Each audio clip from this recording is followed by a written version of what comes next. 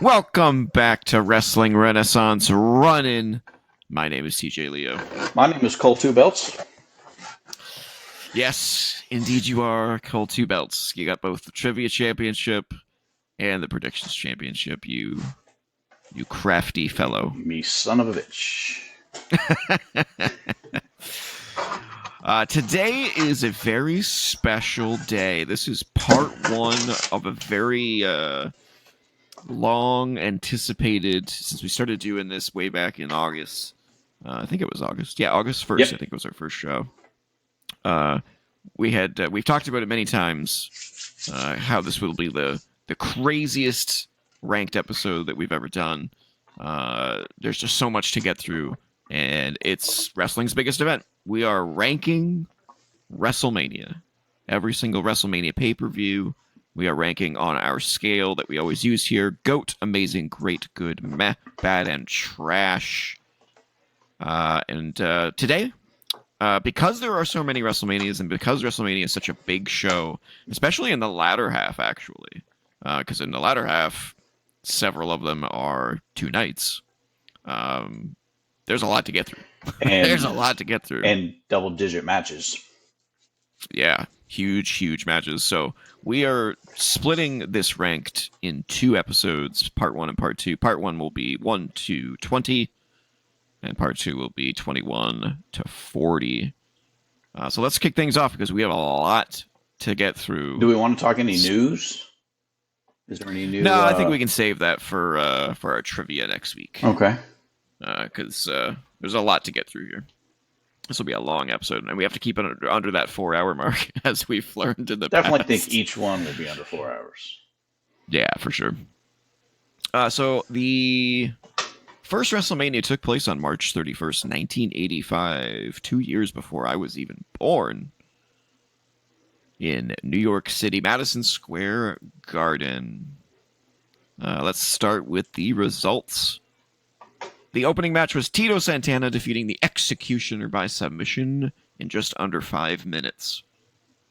That's an interesting piece of trivia. What was the first ever WrestleMania match?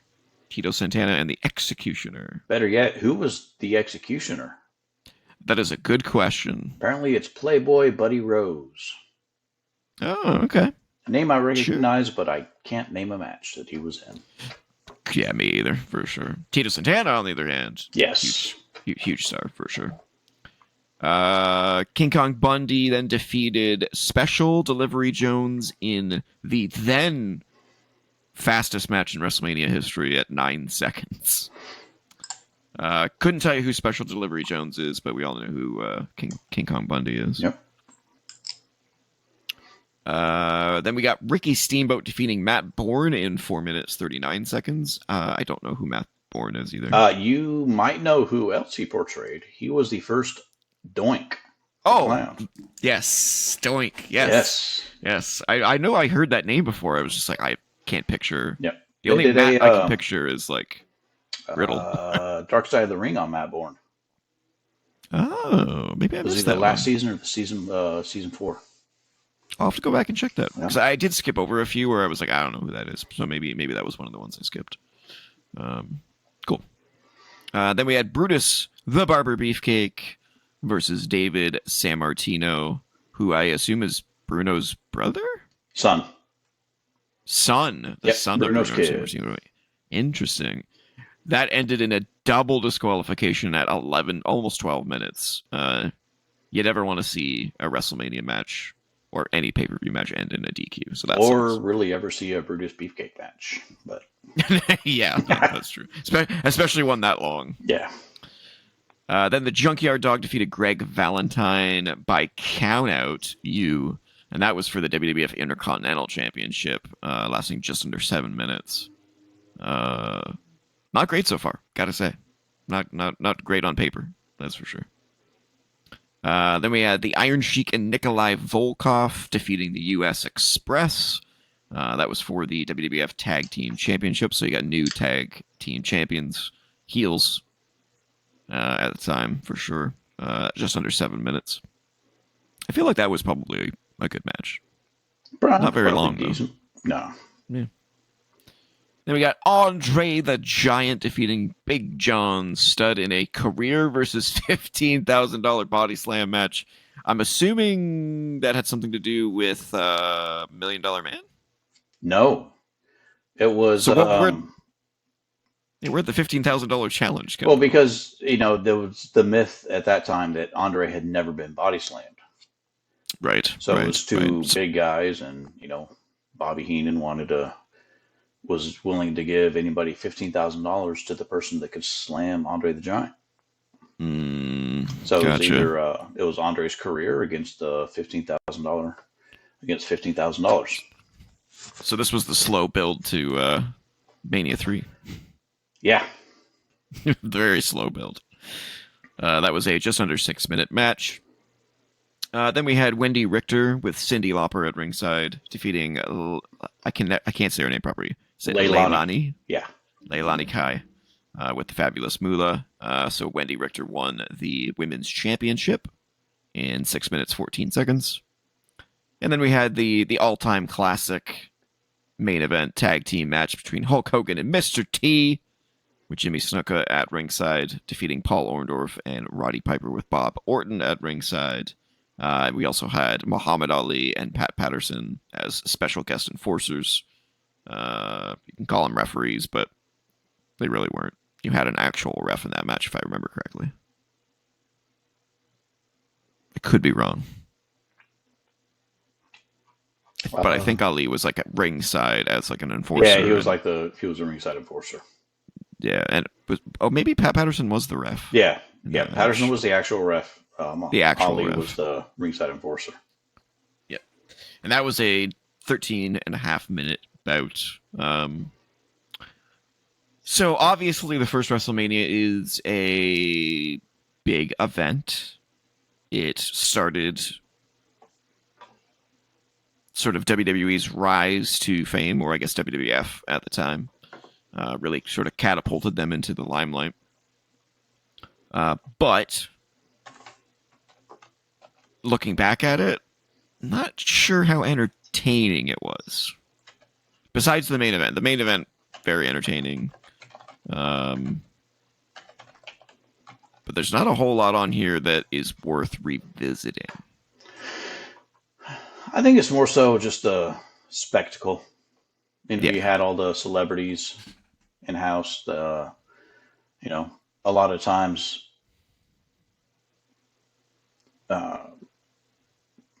MSG shows, you had a main event and then pretty weak undercards. This was supposed to be, a big match where anybody could win any match going into it, kind of thing. Yeah. Supposedly the McMahons pretty much mortgaged everything on this show, and if it wasn't successful, they were going to be out of business.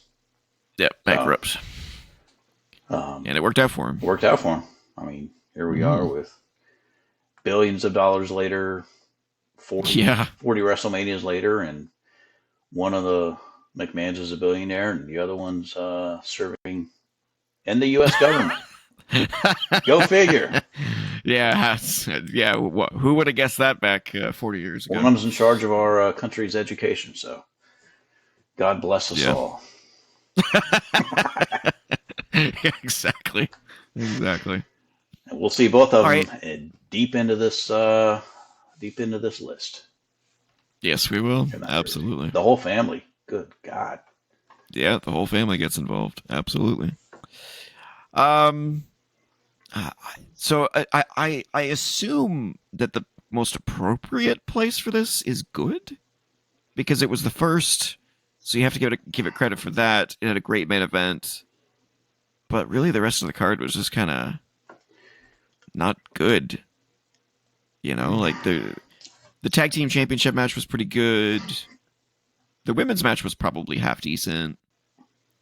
But there was too many matches. Some of them were just like stupid short. Like, who wants to watch a 4-minute match? I'm sure it was entertaining at the time. I'm just not sure how well it's aged. But I can't take it down to meh for that. So that's why I'm feeling good. I think I don't know if that benchmark. We always kind of do the benchmark for the first one. Yeah, that's what I'm thinking. Right Either in the middle. bottom of great or top of good would be. I could do top of good for now. All right, that's fine. I think there's gonna be a lot that's gonna beat it. Oh, sure. Um, Yeah, probably. But just as a benchmark, as a benchmark, yeah, right in the middle's I know. pretty much exactly where I was thinking. Yeah, I mean, obviously it's the first one, but I think kind of the benchmark is top of good for Yeah. what's to come. All right, moving on to WrestleMania 2, which was on April 7th, 1986. This was a weird one. This one emanated from 3 different locations simultaneously, one in Uniondale, New York, one in Rosemont, Illinois, and one in LA, California. Attendance was around 40,000 people, although back then it was really difficult to Combined, though, right? Combined, yes, Yeah. combined between the 3 locations. It was just 3 arenas basically, smaller arenas. This was a very odd show. So I haven't watched all of these old WrestleManias recently, but I did watch this one recently because this was one of the ones that, for whatever reason, my mind just completely blanked on. And I can tell you after watching that why why it was blanking. This was not a good show. It's just not a good show. There was a lot of problems with this. But let's get into why. Let's get into why. So there was actually a lot of matches, but again, that's not necessarily a good thing. So the way that they have it organized here is by the various locations, and I think they went in that order if I remember correctly. So it started off at the Nassau Coliseum, and we got Paul Orndorff versus the Magnificent Morocco with Mr. Fuji, which ended in a double count out at 4 minutes 10 seconds. Not the most entertaining way to start off a WrestleMania in a double count out. The crowd seemed very confused when it ended in a double count out. There was it was kind of like crickets. You know, they were like, "What happened? Oh, it's over." Well, you think Nobody like won? maybe they weren't supposed to be counted out, or I think it's definitely possible they screwed up, but I don't know. I don't know. They also, I want to say, they also had a weird commentary for this. There was a woman. Who was the woman? Do you know? Because it was Vince and this lady on commentary. I don't know. Here we go. Vince McMahon and Susan St. James Okay, in New York. She was, a celebrity, I believe. yeah, she wasn't actually terrible, but she definitely made some weird comments at times. Now, how would she be compared to, say, Tony Schiavone from 2025? I mean, Tony Schiavone at least knows generally what's going on, even if he forgets names constantly and moves. Tough to say. Tough to compare. I don't know. It's tough. Yeah, but it was a very, very confusing production. We had Randy Savage with Miss Elizabeth defeating George Steele to keep his Intercontinental Championship in 5 minutes 10 seconds. This one wasn't actually bad. I mean, Randy Savage, he was so good. He was like HBK in that he could have a good match with a broom. You know, like he was just really good. For me, well, I mean, we can go into it with the next one, with the WrestleMania 3 match. Go ahead. Yeah, for sure. Then we had Jake the Snake Roberts, defeating George Wells, who I don't know who he was. Not a name I know. I think kind of a upper level enhancement talent was kind of what he was. Gotcha. Very, very undercard match. This is one of those matches where I'm like, this didn't really need to be on the card. You know, this was kind of weird. But it was only 3 minutes and 15 seconds. Not very entertaining. Then we had a boxing match between Mr. T and Roddy Piper. And Mr. T won by DQ after 13 minutes, which was the third round, the third boxing round. I can't remember what the DQ was caused by. Piper probably low blowed him or took him down or something like that with the wrestling move. Yeah. Trying to... Chicago... No, where is it? Piper was disqualified. Oh, he body slammed him. Yeah. In the third round. Because it was a boxing match, so he wasn't supposed to do that. It was at least somewhat entertaining, but it was also just kind of like shoot weird. It was like They a didn't shoot like match, each other. but it wasn't. In real life? They did not like each other in real life. Oh, yeah. Interesting. Interesting. Even going into Mama told WrestleMania me. 1, they didn't like each other. It was... Huh. Yeah. Interesting. How can you not like Roddy Piper? Guy was a genius. I think more so he didn't like Mr. T coming into wrestling. Piper was really protective of the business. Of the business. Yeah. Yeah, that's fair. Yep. I mean, it made him, it made him who he was. Yep. So I can't fault him for that. Nope. Especially at that time. Then we moved over to the Rosemont Horizon for the Fabulous Moolah against Velvet McIntyre, who, that's another name I don't know. Looks like she's a Canadian wrestler. I could not pick her out of the lineup. No. Name doesn't ring a bell. But it was Fabulous Moolah won in 1 minute, 25 seconds. So once again, probably a match that didn't need to be on the card. Then we had Corporal Kirshner. Yep. Defeating Nikolai Volkov in a flag match in 2 minutes. Once again, maybe not necessary to be on the card. Maybe not necessary. Then we had Andre the Giant in a battle royal, I think. Yep. By last eliminating Bret Hart. You had wrestlers and football players in the battle royal. Continuing with that wrestling and rock and roll theme. Yep. Keeping celebrities involved. And then the main event for the Rosemont Horizon was the British Bulldogs. Excuse me. Defeating the Dream Team, which was Greg Valentine and Brutus the Barber Beefcake once again, to win the WWF Tag Team Championship. 13 minutes, 3 seconds. This one was okay. Actually, not that I like the tag team, but I believe that the tag team of Valentine and Beefcake was, for me, the best that Beefcake was. Just because Valentine was so much saying better. A lot? I mean, it's not that it's saying a lot, but I didn't like... He was carried by Valentine. Yeah, he was carried by Valentine. Yeah, that's fair. Before we go on to the Los Angeles Memorial Sports Arena, there was a lot of production problems. They had problems with cutting from one feed to another constantly. They had problems with audio. They had problems with video transitions. Vince would throw to so and so behind the scenes, and Vince would be just sitting there going,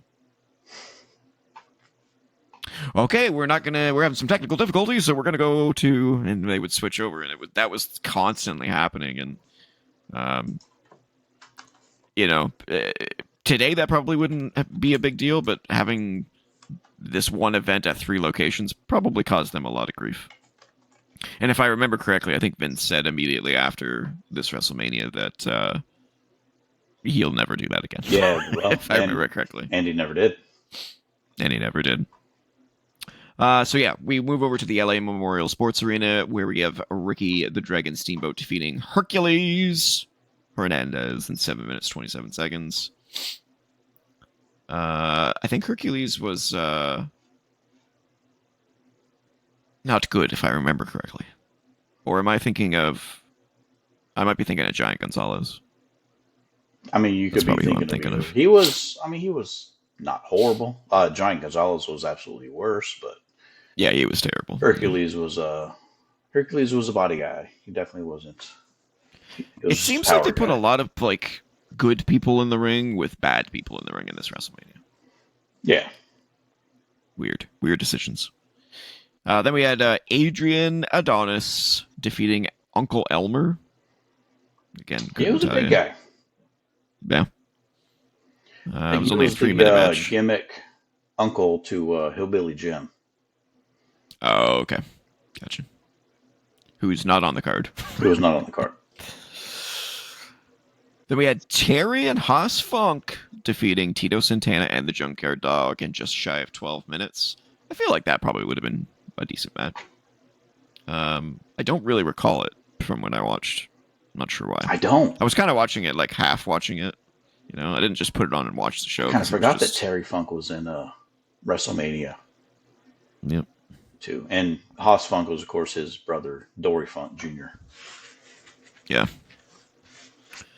And then we had in the main event Hulk Hogan defeating King Kong Bundy in a steel cage match to retain his WWF Championship in 11 minutes. The main event was fine. Fine. It was won by two big meaty men escaping the cage, I'm sure, right? That's kind of what they did then.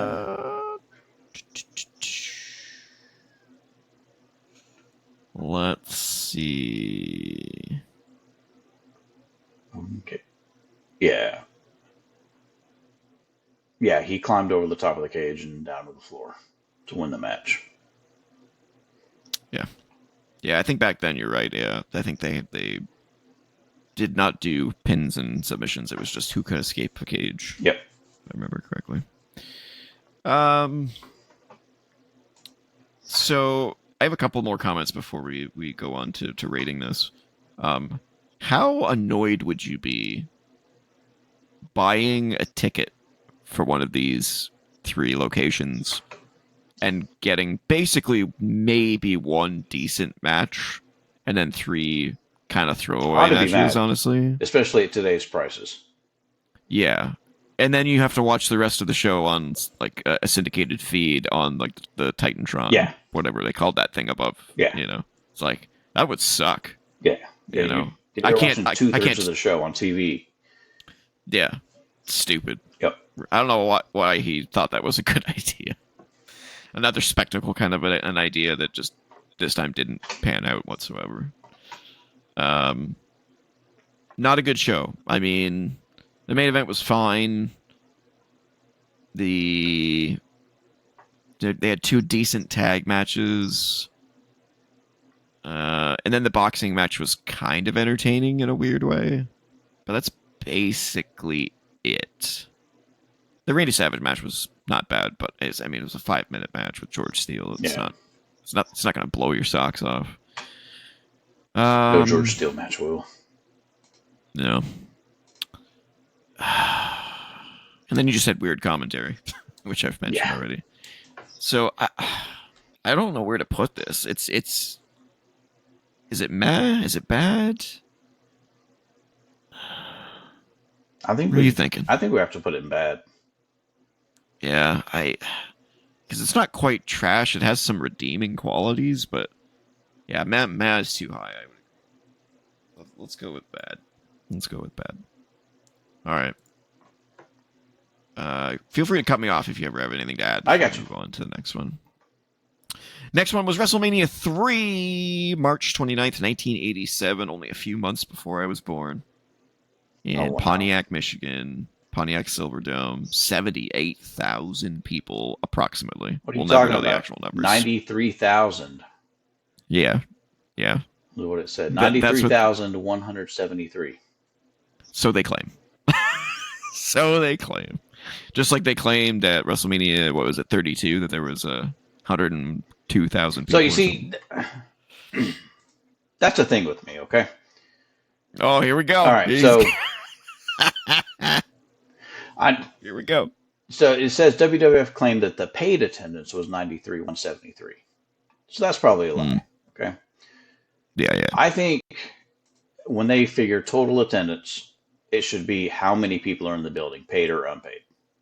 Fans, stadium workers, security, wrestlers, producers, everybody in the arena. Which is not fair. Well, I mean, you think that's not tickets. Well, that's attendance. That's how many people are in the building in attendance. I suppose so. For fire marshal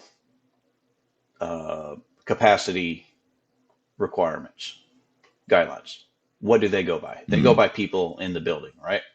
Yeah, that's true.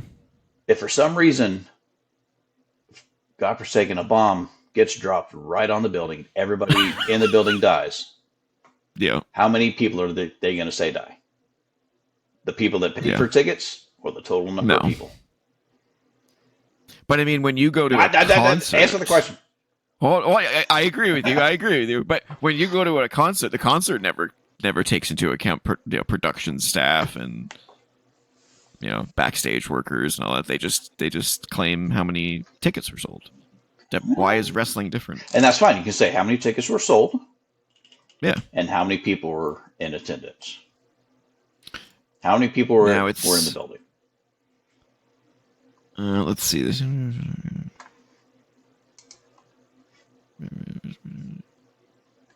Yeah, so this is where it gets weird. Take this with a grain of salt because it's Dave Meltzer. I'll take it with a grain of salt too because it's WWF or WWE giving information as well, and they're known to fudge their numbers too. So he said that the attendance for the event was the 93,730 people, which included paid tickets plus comps. Yeah, apparently. Which I'm sure at that time they had to comp a bunch of tickets. Yeah. But the actual number of people in the building was 97,769 people. So then I'm not sure where this article is getting attendance of 78,000 people from. So I don't think that we'll ever know an accurate number of attendance for any WWE event. Somewhere between 78,000 and 100,000 people. Yep. We don't know. Somewhere in that ballpark, which is a huge range. That's still a huge range. So it's like, yeah, it's so difficult to say, which is kind of why I've gotten tired of them announcing attendance at WrestleMania. It's like, I can't trust you anymore. I don't know where you're getting these numbers from, or you're clearly inflating them. I don't know. All right, so WrestleMania 3 was obviously a historic WrestleMania. There were 12 matches at this show, which is crazy. We started things off with the Can-Am Connection, which was Rick Martel and Tom Zenk. I don't remember who Tom Zenk was. It was supposed to be... Thomas Irwin Zenk. Not necessarily a new Hulk Hogan, but basically another Haas. Another Haas, yeah. Another big body baby face. Yeah. They beat Bob Orton and the Magnificent. Jeez, I can't say that name. The Magnificent Morocco. Just in a standard tag team match, only lasting 5 minutes, 37 seconds. Their opening matches at WrestleMania thus far have been pretty lackluster, I have to say. Yeah. Normally you want to they didn't seem to learn from that, and you should have an opener that's like, it's just, it's a big thing. Get the crowd hot. But they get the crowd hot, exactly. Second match was Billy Jack Haynes versus Hercules. Oof. That couldn't have been great.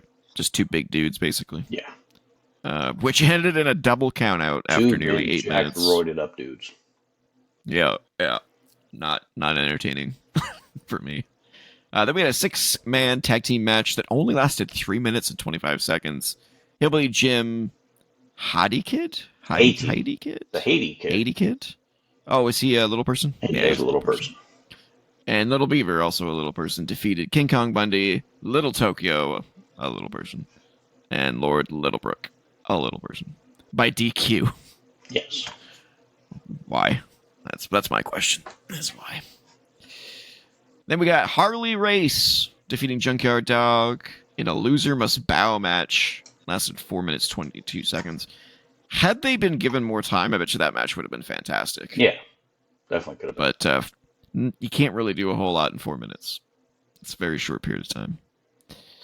Then we got the Dream Team. Greg Valentine and Brutus Beefcake again defeating the Rougeau brothers in 4 minutes once again. Not a whole lot of time to do anything with. Then we got Roddy Piper defeating Adrian Adonis by submission in a hair versus hair match. 6 minutes, 30 seconds. So I guess Adrian Adonis went bald. Yep. I think Piper put him in the sleeper. Oh, yes, he did. Yes, I do recall that. Yeah. Put him in the sleeper and dragged him over to the barber's chair. Yep. And buzz, buzz, buzz. There he went. Then we got Danny Davis and the Hart Foundation defeating Tito Santana and the British Bulldogs in a 6-man tag team match lasting just shy of 9 minutes. Again, that probably would be a pretty decent affair. 9 minutes is a little short for that many get people. Them in and out. Yeah, it was a very, very quick in and out kind of deal. I mean, you got like less than 2 minutes per person to be in the match. That's rough. Then we got Butch Reed defeating Coco Beware in, once again, a short match, 3 minutes, 39 seconds. Man, I don't understand why they felt the need to have short matches back then. Maybe it's just because the style of wrestling back then was a lot less. I think like these were varied. Probably about 2 hours, maybe 2.5 hours. The whole show? Yeah, the whole show. That might be why. These but I mean, like, not that if yeah, it's like, why, if you're gonna have a show that short, why would you shove 12 matches into a, it's crazy. You should give 10 to 15 minutes minimum to matches. Now, you would think these 3 to 4 minute things are like, why even bother? It's crazy. And then we had one of the most legendary matches of all time: Ricky the Dragon Steamboat defeating Randy Macho Man Savage in a nearly 15-minute bout for the Intercontinental Championship in what is touted as being one of the best matches of all time. So, this match, right? Yes. Almost 15 minutes. Talk to me. Really good match, right? Great match. Fantastic. Smooth as butter. You know why it's smooth as butter? Why is it smooth as butter? Because they rehearsed it for 3 months. Oh, did they really? They did, yeah. Ooh, that kind of takes away from it. Doesn't it?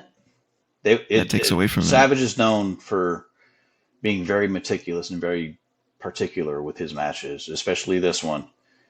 They planned everything out move by move and rehearsed it. Ooh, interesting. Yeah. Wonder why they decided to do that. As Savage, just because they wanted to steal the show, I guess. They wanted it to not have any, or he wanted it to not have any flaws. Steamboat, he had a lot of 60-minute matches with Flair. He had a lot of matches where everything got called in the ring. Mm-hmm. They just went out there and the only thing they knew was Flair's going to win, or Steamboat's going to win, or this person's going to win, right? And they would just go by the audience reaction and play everything by ear, ad-lib everything. Savage wasn't like that. Savage planned everything out, minute by minute, basically. Interesting. So it's knowing that is definitely like, oh man, lowers it a little bit. Yeah. That being said, it's still an amazing match. Oh, 100% still an amazing match. But knowing that it wasn't called on the fly is a little less impressive. But it was a great match. Yeah. The Honky Tonk Man defeated Jake the Snake Roberts in 7 minutes. This one had Alice Cooper at ringside. Still doing the celebrity thing. Although this one had a lot less celebrity involvement, I find. As far as the matches, you still had Bob Uecker, and you still had Vanna White, and a lot of backstage and ringside stuff, ring announcer kind of stuff, but less involved in the matches, which is, I think, a good thing. Travis Scott. Oh God. Okay. Snoop Dogg. Good Lord. Yeah. Although he did save the Shane McMahon debacle. Yes, he did. Yeah, we'll talk about that. Yeah. We'll talk about that later this week. Yep. So the Honky Tonk Man and Jake Roberts went 7 minutes. Then we got the penultimate match of the evening, which was the Iron Sheik and Nikolai Volkov defeating the Killer Bees, which is Brian Blair and Jim Brunzell. Not a wonderful match, just under 6 minutes. And then, of course, we had one of the most legendary matches in history. Hulk Hogan defeating Andre the Giant to retain his World Heavyweight Championship in 12 minutes after he slammed Andre for, quote, the first time, end quote. Yes. Which wasn't true. Hogan had slammed him once before. But obviously a historic match. Crazy moment that lives on forever. Yeah. So, WrestleMania 3, I find very divisive. Some people swear by it and say that it's one of the best WrestleManias of all time. Yeah. I can't disagree more than that. I think people remember it far more fondly than it actually is in quality, simply because of A, people remember it because, holy crap, the crowd was huge. It's like, yeah, the crowd was huge. That's a good thing. But was the quality of the entertainment top-notch? No. You had two matches that really, really put this WrestleMania on the map. And now I've learned that one of them was rehearsed. Extensively. Hardcore rehearsed. Yeah. Extensively rehearsed. As if it was a Broadway play, Yeah. even though they only had to do it for 14 minutes. So that takes it down a little bit, but it was still good. So, see, this is where I start to differ on where we have our placements already. I would probably move WrestleMania 1 to meh and put WrestleMania 3 where WrestleMania 1 is. Meh. Yeah. If you go back and watch it, it's not super entertaining. It's not. It was a spectacle, no doubt. And it was in Madison Square Garden, which is like a spectacle on it in itself. But I can't put WrestleMania 3 below WrestleMania 1 because it has two of the most memorable matches of all time. But I can't put WrestleMania 3... You know what I mean? Like, with where we have WrestleMania 1, I can't put it higher than where it is. WrestleMania has one legendary match, and it's a tag team match, and it's got celebrities in it. WrestleMania 3 has two legendary matches with four legends. Now, are you... So I would put WrestleMania 1 in meh, and I would put WrestleMania 3 in good, personally. Are you judging these comparatively to other WrestleManias? Or No. Are you judging them on how they've aged? I probably am judging them a little bit on how they've aged. Not from a match standpoint in terms of like what they can do in the ring. I know back then wrestling was different. But at the same time, like, there's so many short matches. It almost feels like I'm watching an episode of Sunday Night Heat. You know what I mean? Yeah. Especially with some of the matchups. Now, I will say some of the matchups in here were much better than WrestleMania 2. Like, WrestleMania 2 was bad. Categorically bad. But when you look at WrestleMania 1's card, I think this is a better card. I mean, I definitely think this one's better than 1. Okay, well, why don't we do this for now, then? And then come back to it. Okay. Wait, sorry. There. That's fine. That. Why don't we do that for now? I can do it. We'll see if we have to move WrestleMania 1 down later, if we have to. Just like, all right. Are you judging these based on 2025 standards instead of, say, 1987 standards?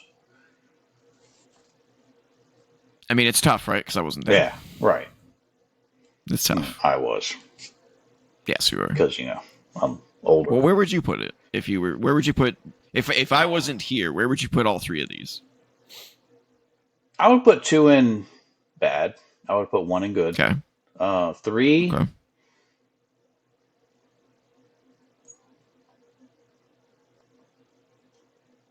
I would put it in bottom of great, probably. Wow. Okay.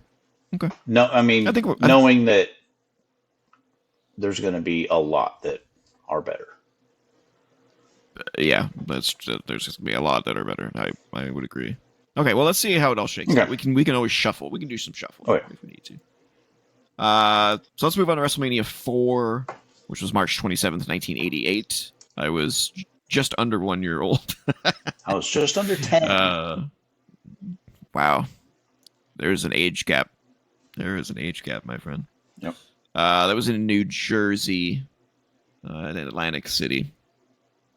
We started things off with Bad News Brown eliminating Bret Hart in a battle royal. That's the second time Bret Hart's come up short in a battle royal. Oh, and this was in the first one of two consecutive that were in Trump Plaza, Atlantic City, New Jersey, and Trump Plaza, the casino. That's gone bankrupt. Yeah. Yeesh. It hasn't aged well. Hasn't aged well. And I think he was like in the crowd being interviewed twice. He was, yep. Right. It won at each WrestleMania. So the battle royal lasted 9 minutes between the Trumps and the McMahons that still exists today. Indeed. All right. I will say, starting off WrestleMania with a battle royal is kind of cool. It's definitely the best starting match, I would say. You know, starting with of the four so far, exciting. Yeah. Get all those wrestlers in there, get the hype going. You know, like of the four, I'd say this is the best opener. Definitely way better openers to come though. And then the idea of WrestleMania 4 was basically that it was entirely a tournament to crown the World Heavyweight Championship, which was vacant, I believe. Vacated because of the screw job.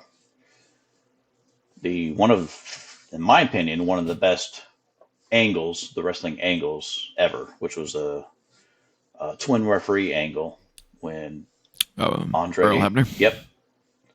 Which was Earl Hebner's debut in the company, by the way. Oh, yeah, it was. Dave Hebner was already in the company as a referee, and Earl Hebner was a NWA referee and came over. And that was his first night. Was that the main event angle with the twin referees? But anyway, title got held up after that, after all that, and this was a tournament to settle the new. Kind of a cool idea. Definitely. Who would have thought that Earl Hebner would end up being fired many years later for selling backdoor merchandise? So brutal. What a moron. Okay. So we had Bad News Brown eliminating Bret Hart to win the Battle Royal. Second match was Ted DiBiase defeating Jim Duggan in a first round tournament match that lasted 5 minutes. Probably would have been half decent, entertaining at the very least. Then we had Dallon Morocco defeating Dino Bravo by DQ in another first round tournament match, just under 5 minutes. Then we had Greg Valentine defeating Ricky the Dragon Steamboat in another first round tournament match, just under 9 minutes. I bet you that match was really good. Pretty good, yeah. Those are two guys that can work. We got Randy Savage defeating Butch Reed in another first round match, just about 5 minutes long. Then we got the One Man Gang defeating Bam Bam Bigelow by countout in just under 3 minutes, another first round match. That one's kind of surprising. I thought Bam Bam was kind of like a lot bigger than One Man Gang. Wasn't One Man Gang kind of gimmicky? He was a big dude. He was very gimmicky. Oh yeah, I remember him. I always thought he was like, wasn't he like more like a enhancement talent? No.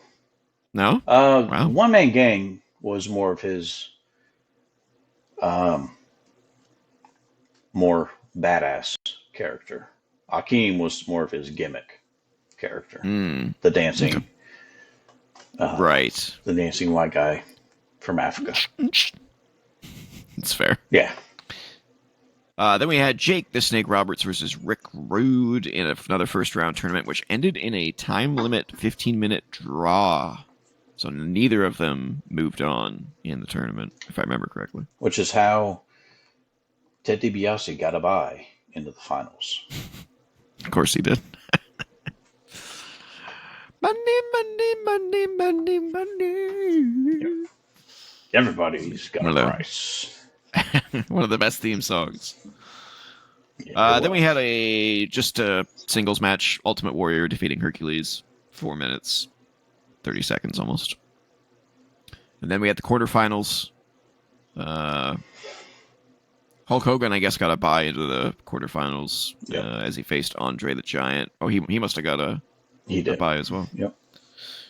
That ended in a double DQ at 5 minutes. Just under 6 minutes. Neither of them lose clean. That's funny. That is funny. Yeah, neither person could lose clean, so neither of them moved on in the tournament. So they both got a bye. Neither of them could lose, so they both lost. That's so bad. Oh god. Like, why did you even bother having them face each other in a bye match? Like, just to put them on the card, I guess. Yep. Very, very weird. And then in another quarterfinal match, we had Ted DiBiase defeating Don Morocco, just shy of 6 minutes. Randy Savage defeating Greg Valentine in 6 minutes. Then we had the WWF Intercontinental Championship. Brutus, the Rubber Beefcake, defeating the Honky Tonk Man. Oof, that must have been bad. That must have been rough. Yeah. He won by DQ. Ugh, yeah, that must have been a travesty. 6 minutes, 30 seconds. No offense to either of those guys, but you know, you were entertaining, but I wouldn't say you were wrestlers. That was the epitome of sports entertainment. Yeah. Then we had a 6-man tag team match. The Islanders, Haku and Tama, and Bobby Heenan defeating the British Bulldogs and Coco Beware. That's interesting. So you had 3 legit wrestlers beat 2 legit wrestlers and a manager. Okay. So I guess that was designed to make Haku and Tama look like beasts, I suppose. Well, they were. 7 minutes, 30 seconds. I mean, are you going to tell Haku he's not a beast? No, he'd probably kill me. Yeah, yes. With a single chop, he's a beast. He is a beast. Tama? Yeah. Him too. Yeah, no. Keep me away. Any of these wrestlers could kill me in one slice. Probably. Let's be real. Then we had Randy Savage defeating One Man Gang by DQ in a semifinal tournament match, 4 minutes. Then we had the WWF Tag Team Championship. Demolition defeated Strikeforce, which was Tito Santana and Rick Martel, in 12 minutes, 33 seconds. I would imagine that was probably a good match. It was a good match.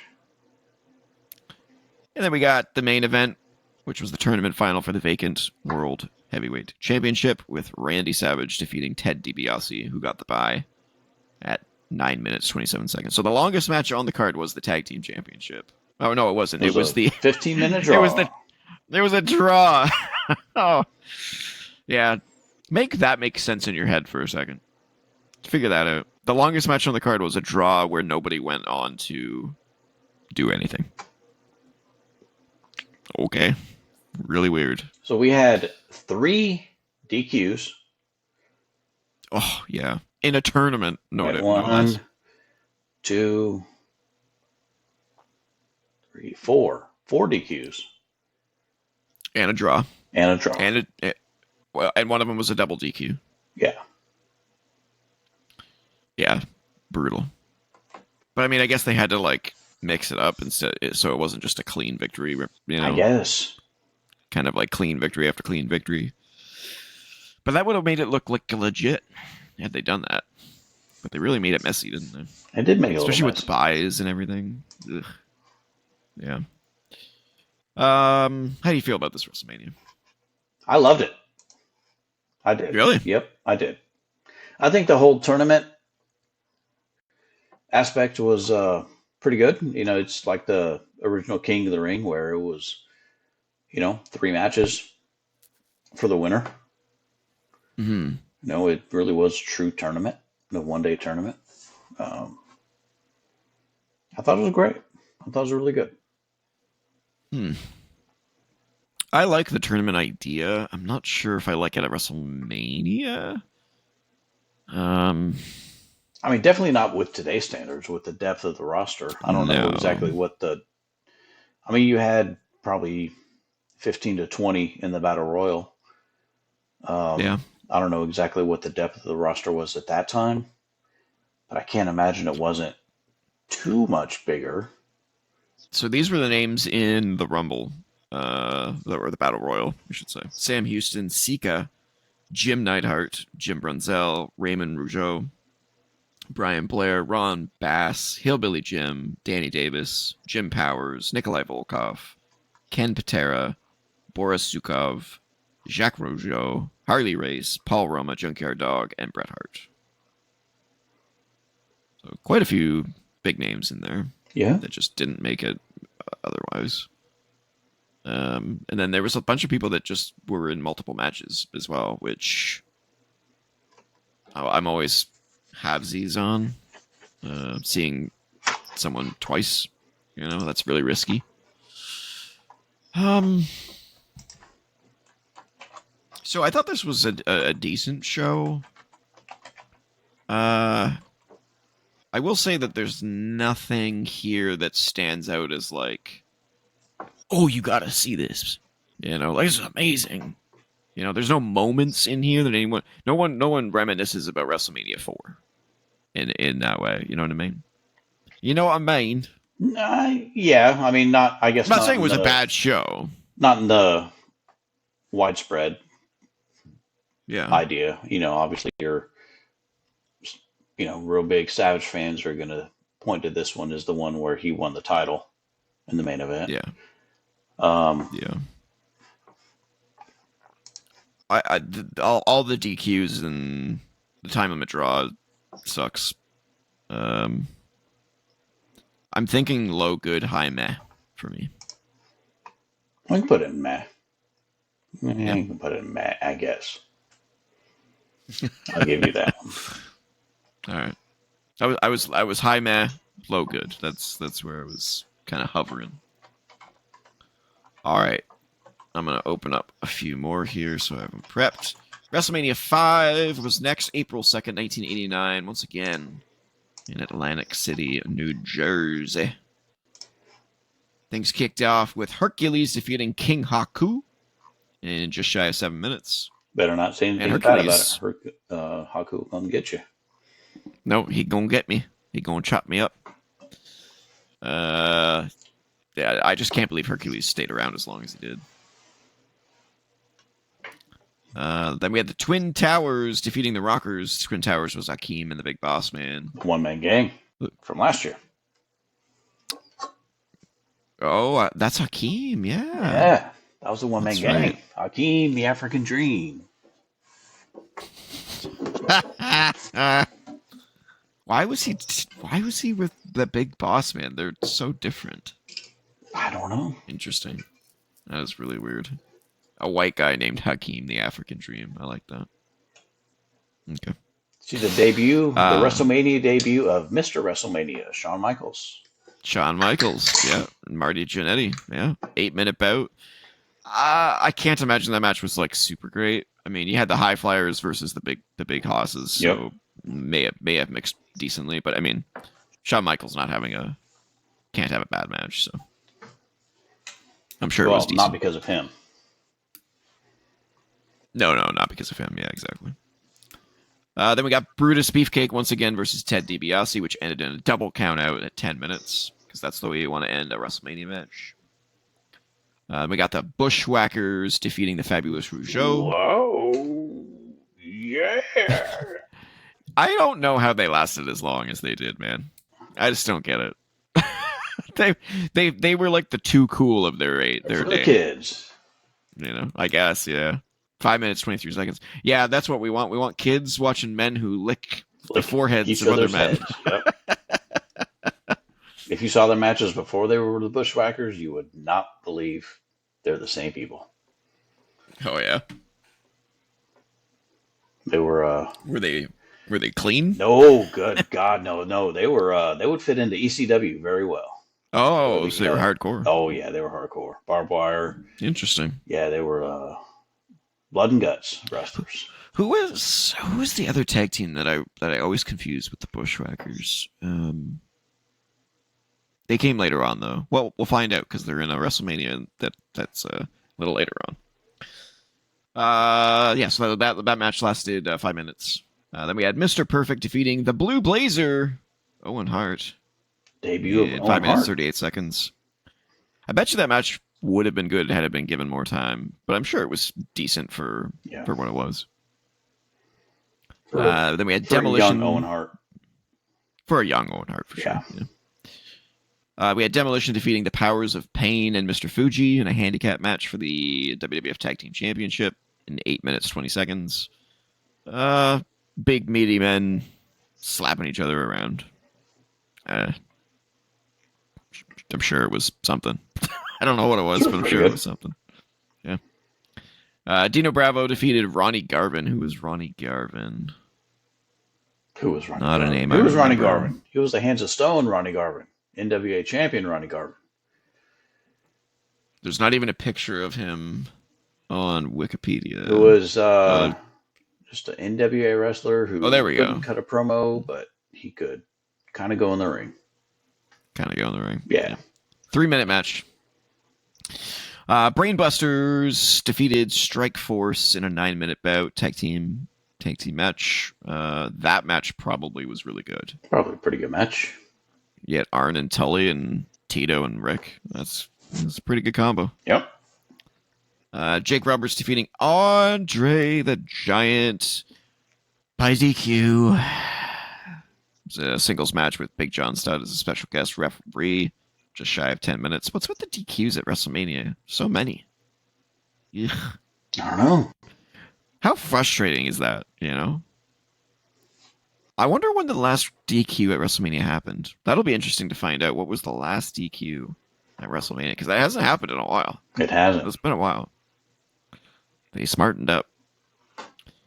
Then we had the Hart Foundation defeating Rhythm and Blues, Greg Valentine and the Honky Tonk Man. 7 minutes, 40 seconds. I mean, Greg Valentine's great, but why would you pair him with the Honky Tonk Man? Because Brutus Beefcake was a turned babyface. So they had to replace him. Then we had the Intercontinental Championship, Rick Rude winning it from the Ultimate Warrior. That's surprising. 9 minutes, 36 seconds. I mean, Ultimate Warrior wasn't amazing in the ring by any stretch. No. So that's a pretty long match for him. It is.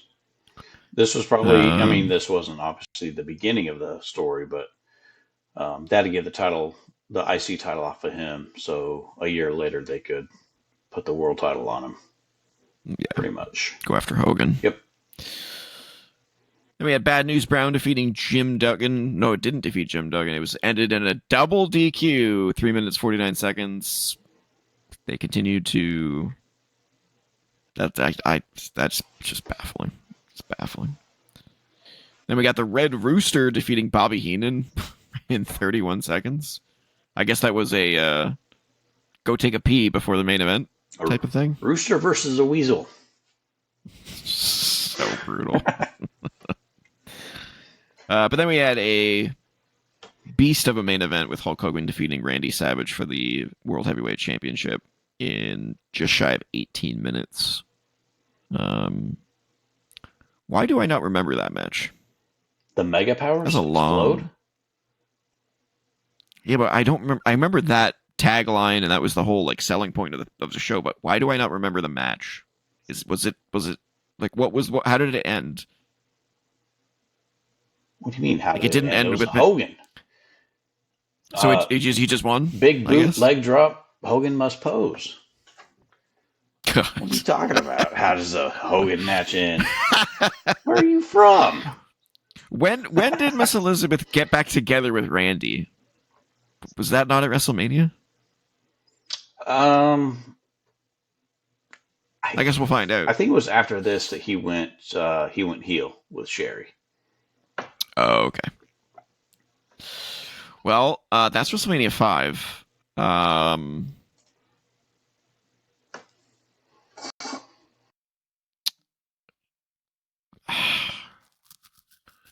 mean, let's see. Notables. We had the debut of Shawn Michaels. With the debut of Owen Hart and Mr. Perfect on WrestleMania.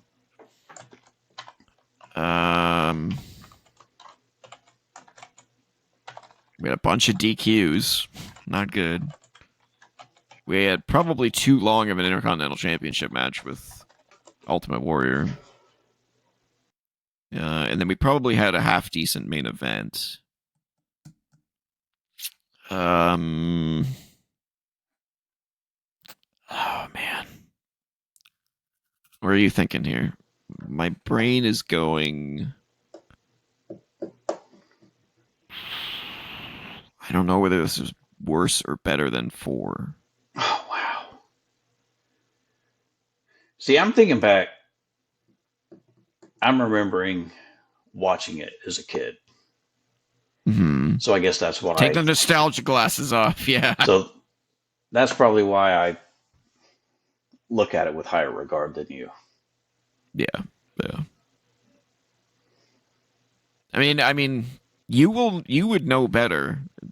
It's really tough to take the nostalgia out of it, though.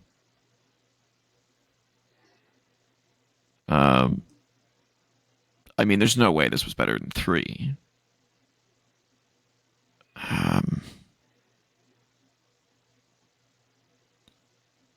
This is still tough for me because I still think WrestleMania 1's too high.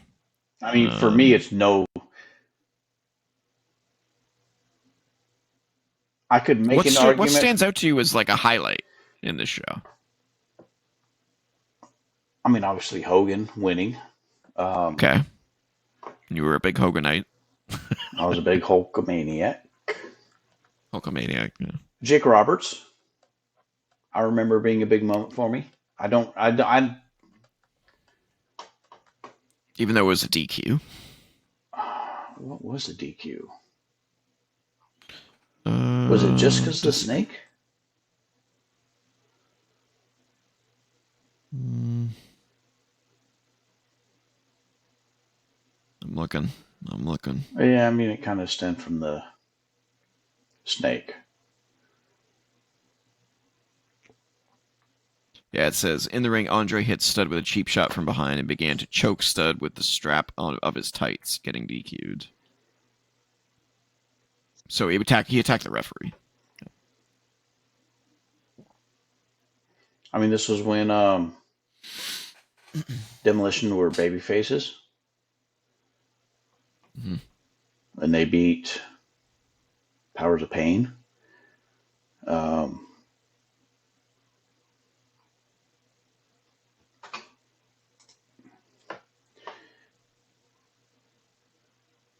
I'm in between 1 and 3. In between 1 and 3? Yeah, between 1 and 3. I mean, for me, I would put. Again, it's watching it as a kid.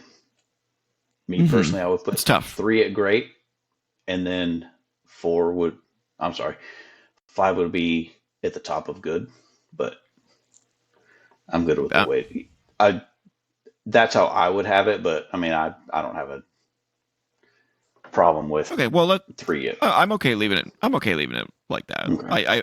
I think I'm better with that than how it was. Okay. Because I think 3 is on another level than WrestleMania 1. Okay. And I don't think WrestleMania 5 is as good as WrestleMania 3. Yeah. So I'm better with this. We'll see how the rest of them end up shifting around these. That's what I'm kind of curious about.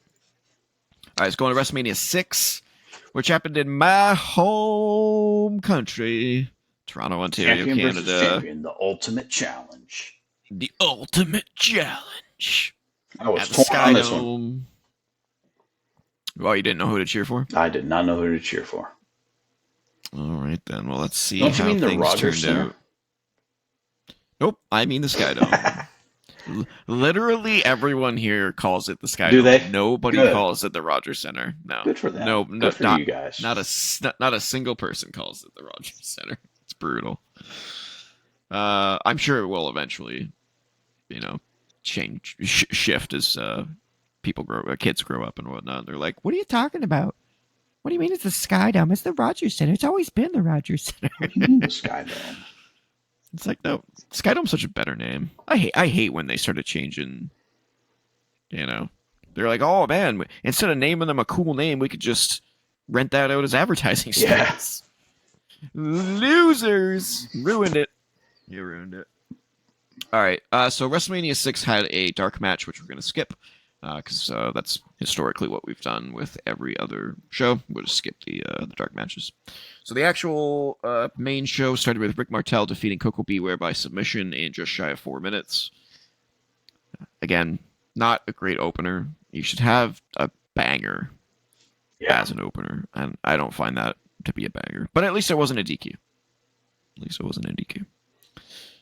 Second match was the Tag Team Championship match with Demolition defeating the Colossal Connection, which was Haku and Andre the Giant. Demolition won. Yep. 9 minutes, 30 seconds. They should have started with that match. That seems to be a better opener than... Especially with what happened at the end. What happened at the end, sir? This was Andre's last match. Oh. They were heels.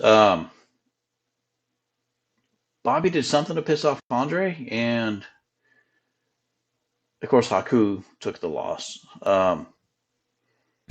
But Andre ended up beating down Bobby Heenan to turn babyface and walked away and left as a babyface. Yeah, I remember that. Yeah. I do remember that. Didn't know it was at WrestleMania 6 though. Yep. Interesting. Cool. Well, that's a big moment. So when you ask me late at the end when I want to rate this really high, moment. That will be one of the moments. Yeah, I can imagine that being a big deal for a lot of people with Andre stepping out. Did everybody know that he was retiring? Or did he retire, or was it something that he decided on after? I mean, it was just kind of. I mean, was it known? I don't know. I was 11 years old, almost 11 years old. Yeah, so I didn't know. But he didn't announce it. No, it was definitely wasn't announced.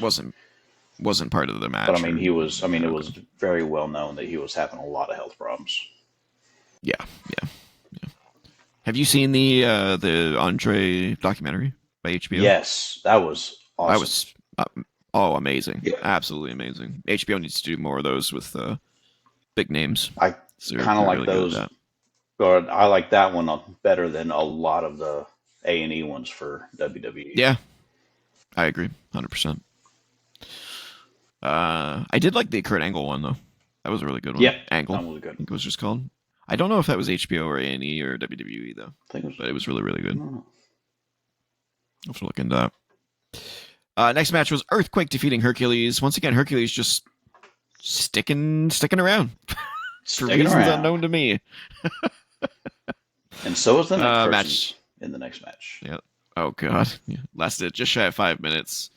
Yes, Brutus the Barber Beefcake defeated Mr. Perfect. Oh, the wrong guy won there.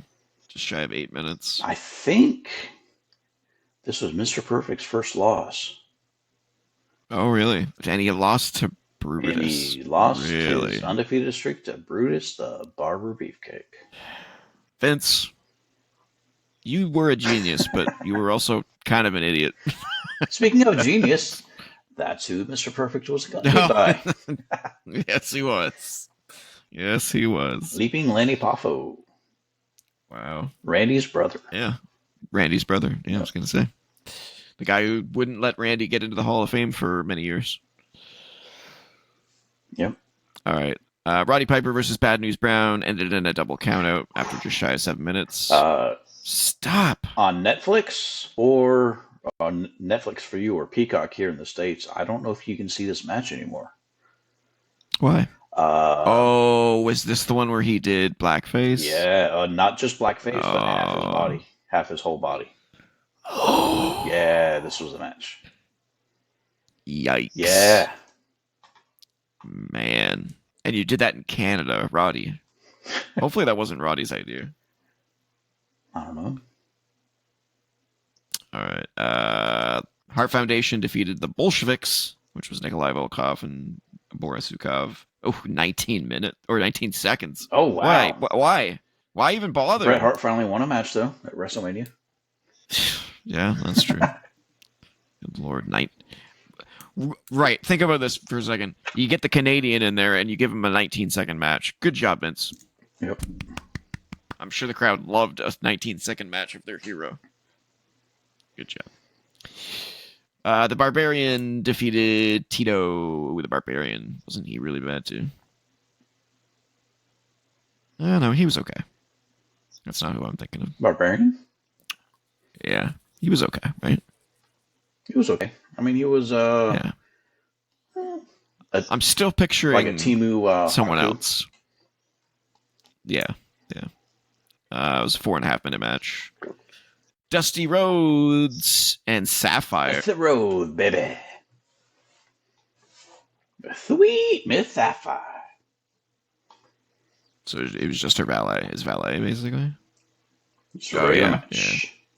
Oh yeah, this was when Randy was still heel with Sherry. Oh yeah. Yeah. So Dusty Rhodes and Sapphire defeated Randy Savage and Queen Sherry. 7 minutes, just shy of 8. I'm sure that was kind of decent. Yeah, it was a decent match. Yeah. We are back. Sorry for the hard cut there. Had some major technical difficulties, but we are back and talking about WrestleMania 6. But don't worry, I still have my 2 titles. Yes, you do. Those are not gone. They did not get glitched. They did not have technical difficulties. No glitch in that matrix. No.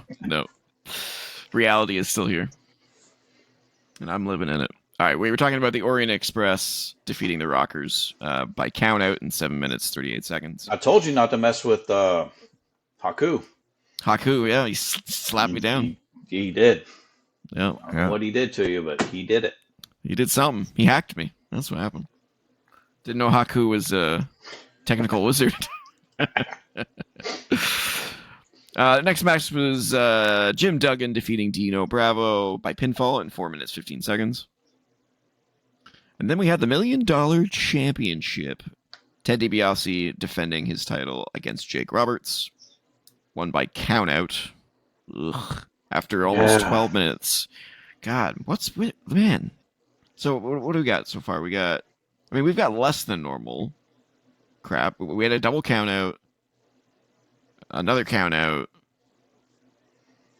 And a third countout. Jeez. 3 countouts in one Mania? Come on. You know what? You would never see this in AEW, though. Got to give them that. This is true. You'd see some other stuff in AEW. You would not see one count out in AEW. You'd see murder.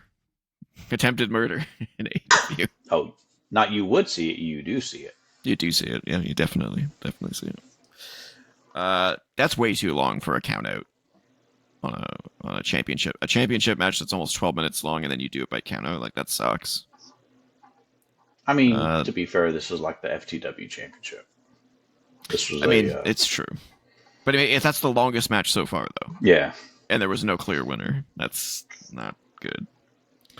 Then we had Big Boss Man defeating Hakeem in under 2 minutes. Remember last year when you said, why do you pair Hakeem with Big Boss Man? Now they just so for you them can to fight have them face each other the next year.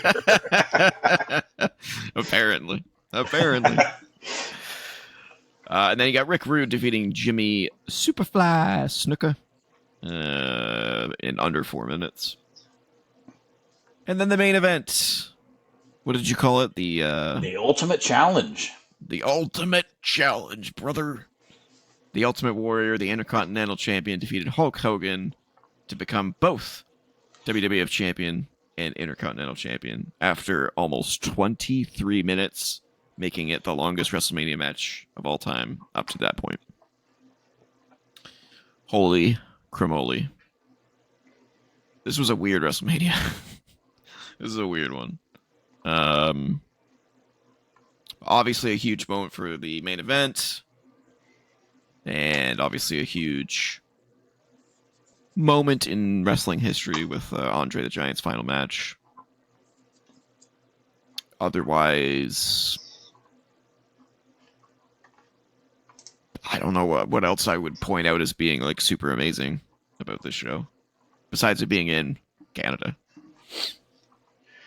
Memorable, I would say the Piper versus Bad News Brown was very memorable. Not in a good way, but sure. Memorable, it also ended in a double countout. Yeah, it did. Yeah, 3 countouts in this show, which is not good. Not Dusty Yeah, Dusty being on the show is kind of cool. Just to be in it with against Randy. I mean, just the two of them would have been a better match, but you had Sapphire and Queen Sherry involved Yeah, in it. yeah, Uh, it's true. I think as far as historical importance, this is a big show yeah, with several moments. Um. All right. Well, you said you were going to put it really high. I don't know what that means. There's no way it's better than WrestleMania 3, right? you sure? I'm sure. I'm not sure. You're sure. I would put it at the top of good myself. Okay. But again, I see things through a different lens than you do. You've got nostalgia on your side, so I don't know where to go here. I put them between 5 and 3. So if Okay. you want to put it bottom of great or top of good, doesn't matter. It might matter later. So for now, we'll put it top of good, and That's fine. we'll shuffle it as we go. Yep. All right. Let's move on to WrestleMania 7. Took place March 24th, 1991 in LA. So this is the one that was supposed to be originally at the big famous LA Coliseum. Why didn't the first big stadium? Oh, well, not the first big, but the first big outdoor stadium show. what WWE happened? will tell you that it got moved because of not impending threats, but because of just the whole Oh, political war scenario the main event. of Sergeant Slaughter and Hulk Hogan and the whole Iraqi war. But supposedly it was lackluster ticket sales. Got to Oh, move to the LA Sports Arena or LA Sports Coliseum, whatever. interesting. Yep. Interesting. Okay. Well, let's kick things off here. There was a dark match, which we're going to skip. So the opening match of the actual show was the Rockers versus Barbarian and Haku in a 10.5 minute bout. Rockers won by pinfall. Not Once DQ. again, not a DQ, so I'm okay with that. And we have a decently long match for the opener. That's also a good point there. I'm not sure how good the match would have been. You know, you got the Barbarian in there, and then Haku was decent, but limited in the ring. But you've got Shawn Michaels in there once again, so I'm sure it was decent. I don't think it was a classic by any means. Then we had the Texas Tornado, who was who? Von Erich. Kevin Von Erich. Defeated Dino Bravo. Was it Kevin or Kerry? Kerry Von Erich. 3 minutes, 11 seconds, not a long match. Then we had the British Bulldog defeating the Warlord. Two big, sweaty, meaty men. Just big, meaty men each other down. Me. Yeah. 8 minute, 15 seconds. That's a long match for them. Wow. Then we got the Nasty Boys, Jerry Sags and Brian Knobbs, defeating the Hart Foundation. Man, Bret Hart just has a pretty bad record at WrestleMania. Yeah. He's a WrestleMania jobber. Yeah. Nasty Boys won the title. 12 minutes, 10 seconds. I don't know much about the Nasty Boys, so I don't know how good this match would have been. Wasn't the Nasty Boys from ECW? No? No, they were never in ECW. They were in WCW. I don't know if they were in... Well, I don't really know at what point NWA became WCW. Who am I thinking of? The guys that did the... Oh, you're thinking of Public Enemy. Public Enemy, yeah. That's yeah. All right, yeah. Okay. Then we had... WWF history was very short-lived. Yeah. Then we got Jake the Snake Roberts defeating Rick Martel by pinfall in a blindfold match. Oh, I remember that. In a good way or a bad way? I don't remember that match at all. Yes. Yes. All right. Yeah, 8 minutes, 34 seconds. It was just something that I'd never seen before, a blindfold match. I mean, it's wrestling, so being blindfolded, there's pretty limited, right? Yeah. Limited things you can do. Then we had the WrestleMania debut. The WrestleMania debut of The Undertaker. Defeating Jimmy Superfly Snuka in 4 minutes, starting his streak. Trivia question: who was the first victim of the Undertaker streak at WrestleMania? Yeah, Jimmy Snuka. I never would have guessed that. I never would have guessed that. No, you wouldn't have thought that. Yeah. Then we had the Ultimate Warrior defeating Randy Savage in a retirement match. Yep. So Randy retired at this point, although he didn't. He went to... And this was when he reunited with... Elizabeth? With Elizabeth, yep. So this was the WrestleMania that happened. Interesting. Yep. That was a long match for Ultimate Warrior. Holy shit. Yes, it was. Almost 21 minutes. The second longest WrestleMania match. Yeah, the one the year before was, I think, 22. Yep. With Hogan. That was the second longest one. And then crazy. The one before that was, 12 with Rude? Why are you giving someone like the Ultimate Warrior long matches? Like, that's so crazy. But it's people that are with him that can carry it. Yeah. They can carry him through it. Apparently. Then we had, I don't know who these guys are. Genichiro Tenryu and Koji Katao defeating Demolition in 4 minutes, 44 seconds. Big Boss Man defeated Mr. Perfect by DQ. So Mr. Perfect retained his Intercontinental Championship in a nearly 11... Why? It seems like every time they do a DQ or a countout, it's a long match. Yeah. Like, why waste people's time with something that ends that way? It's so annoying. Almost 11 minutes.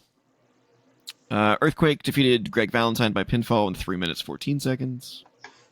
The Legion of Doom defeated Power and Glory, which is Paul Roma and Hercules. Hercules still hanging on. Hercules still hanging in there. Good Lord. You want to talk about, like, a wrestler that just should not have lasted this long? That's one of them. Lasted just shy of a minute. The original R-Truth. Hot take. Ooh. At least he had, like, comedy. Well, Hercules was just dry, boring, and bad in the ring. R-Take just needs a change in character. Well, that's true. Maybe that's just me. Then we had Virgil defeating Ted DiBiase by countout.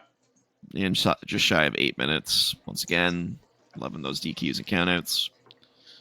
Then we had the Mountie defeating Tito Santana in 1 minute, 20 seconds. 21 seconds. Good Lord. That was a much greater match. A much better match. Apparently that was the Go P before the main event match. Yeah. Apparently they started the Go P match at WrestleMania 6. So that's interesting. And then the main event, we had Hulk Hogan defeating Sergeant Slaughter to win the WWF Championship, because that's what Hulk Hogan does, in 20 minutes, 26 seconds. Yeah. Yeah, he was the Super Cena of his time. That's just what Hogan did. He won titles. Okay. I'm not seeing too many redeeming factors about this particular Mania. Yeah, there was all this, like, controversy with the main event.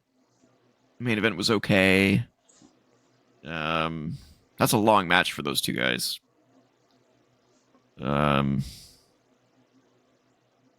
Who, Hogan and Slaughter?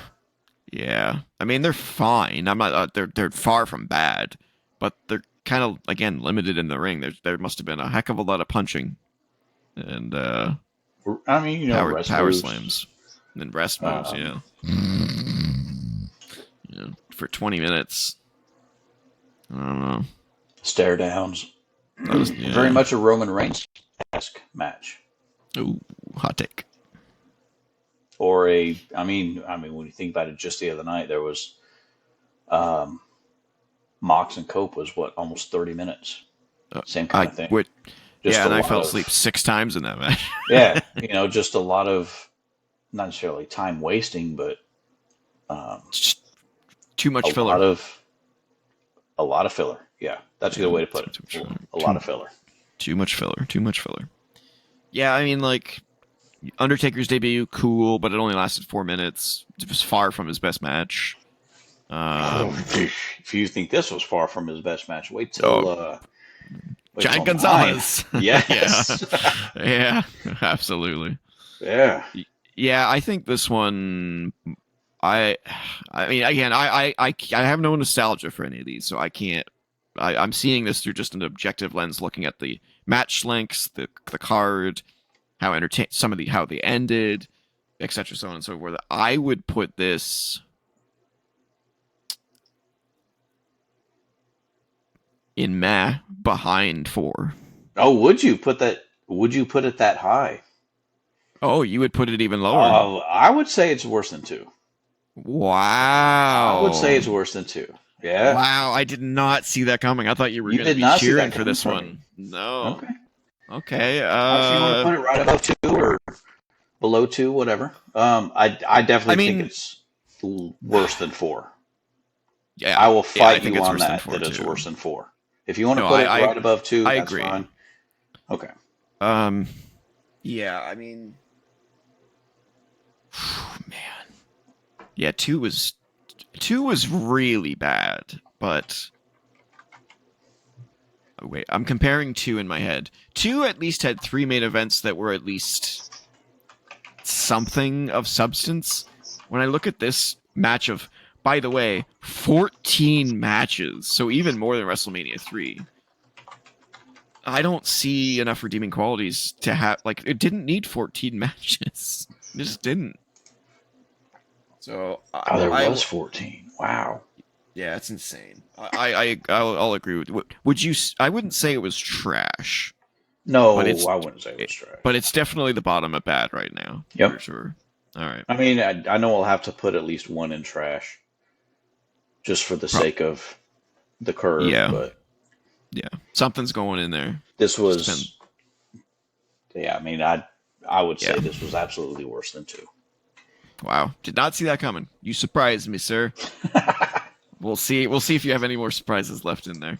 All right, let's go on to WrestleMania 8, April 5th, 1992, Indianapolis, at the Hoosier Dome, with apparently 62,000 people, but who really knows? Could have been 80,000. Could have been a billion. We'll never know. This one was a much more modestly sized card at 9 matches. Yep. Not including the dark match. So that's right off the bat. We have some good things. And it started off with a decent match. We had Shawn Michaels versus defeating Tito Santana in just shy of 11 minutes. That's a good way to start a show. That must have been pretty good. This was after the Shawn Michaels heel turn. So definitely would have been good. Yeah. Had Sensational Sherry with him. Yeah. This was after the barbershop window incident. Yeah. Which is exactly where he should be. When Marty Jannetty jumped through the window. Yes, he did kind of jump through it, didn't he? It's such a funny moment. The coconut. Was that? No, that wasn't the coconut. That was... No, the coconut was Jimmy Piper. Snuka and Roddy Piper. Yeah. All right, next up we had Undertaker's second match, defeating Jake the Snake Roberts in 6.5 minutes. Underrated feud. Bringing him to 2-0. Yeah, that was an underrated feud to me. Yeah. I would have liked to have seen them in a longer match, but at least they got something decent. Then we had Bret Hart finally winning something. He won the Intercontinental Championship from Roddy Piper in a nearly 14-minute bout. That must have been a pretty good match. That was a great match. Up to that point, top 5 WrestleMania match. Wow. There you go. It was great. Then, for some strange reason, we had an 8-man tag team match at WrestleMania. Big Boss Man Virgil, Sergeant Slaughter, and Jim Duggan defeated the Mountie, the Nasty Boys, and Repo Man in 6.5 minutes. Pop quiz, you know who Repo Man was also? Yes, I do. Off the top of my head, I'm having difficulty, but I know he used to play... Was he also a Doink? No. No. Who the hell was he? I know this because I heard it on a documentary recently. He has come up in several WrestleManias prior to this.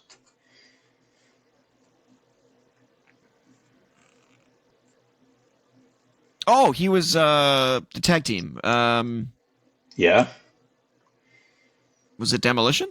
Yep, he was Smash. Okay. Yeah. I knew I was like he was from. Yeah. He used to have the face paint. Yep. Yeah. And before that, he was who was he?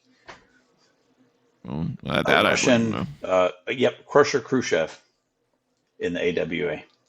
Mm-hmm. Then we had what else we had? Randy Savage defeating Ric Flair for the WWF Championship in 18 minutes. That must have been beautiful. Yeah, it was a really good match. Wow. Why was it in the middle of the card? I know why. Because Hulk Hogan's an asshole. Because Hulk Hogan was a main event. Then we had Tanaka defeating Rick Martel in 4 minutes 30 seconds. Because reasons. Then we had the Natural Disasters defeating Money Inc. by count out to not win the WWF Tag Team Championship. 8 minutes 38 seconds. Stupid booking. Then we had Owen Hart defeating Skinner in 1.5 minutes. Because once again, we have to have a P match before the main event. That's just the way it is. Gotta go get your chips and dip or take a piss before the main event. And the main event was Hulk Hogan, defeating Sid Justice by DQ in 12.5 minutes. What was the DQ? Because that's how you want to end your... that's how you want to end your main event.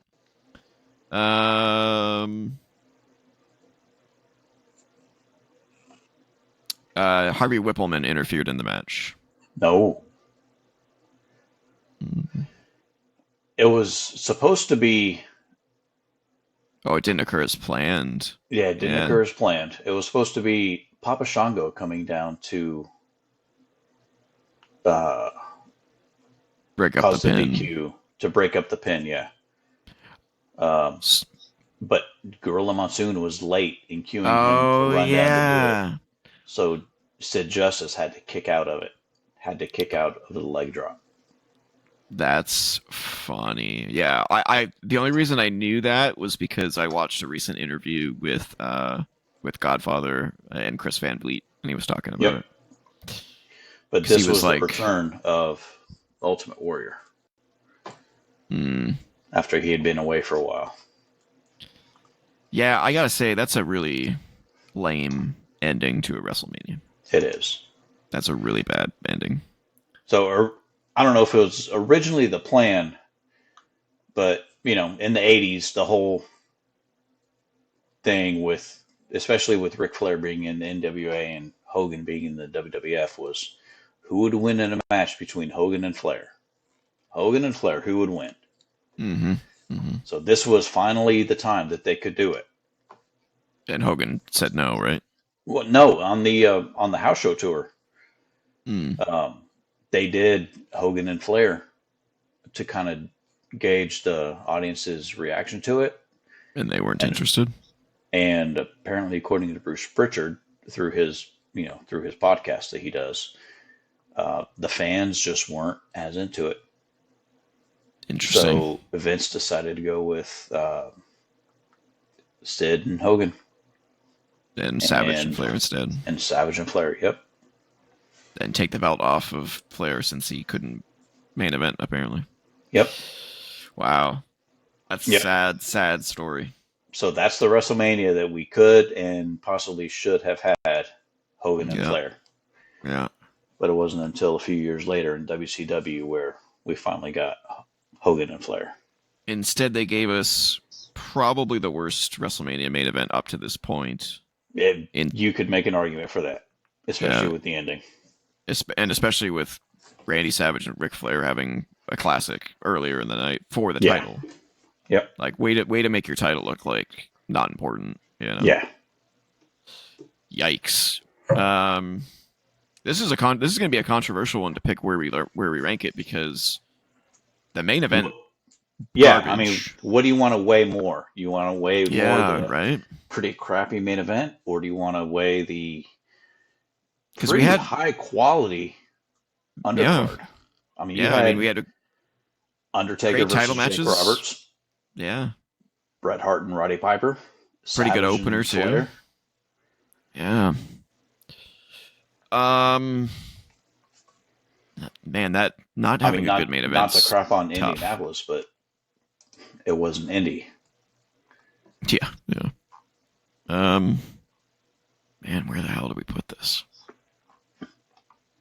Let's see this.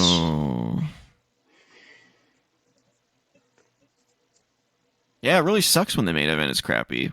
That was spoilers. Yeah, there's another WrestleMania that will be very, very apparent in part 2. Is it part 2 or is it part 1? I know there is going to be one in part 2. Okay. Yeah. Maybe there's another one in part 1 that I'm not thinking of. But yeah, this is a conundrum, because the way you end WrestleMania really reflects on how people feel when they watch it, and when they walk away from it going, "That was your main event? Yeah. That sucks." So I can't put it any higher than like.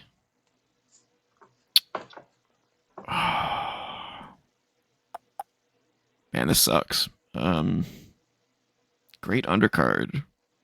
Absolutely terrible main event. I mean, I'm making an argument that this was probably as good an undercard as there had been up to this point. Yeah. Oh, I would agree. Man. Yeah, we're gonna have the same problem with this as this other WrestleMania that I'm thinking of. I don't know what to do with it.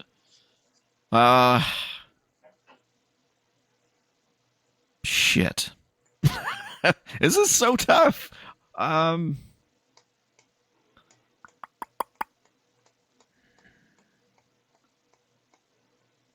Because I want to put it.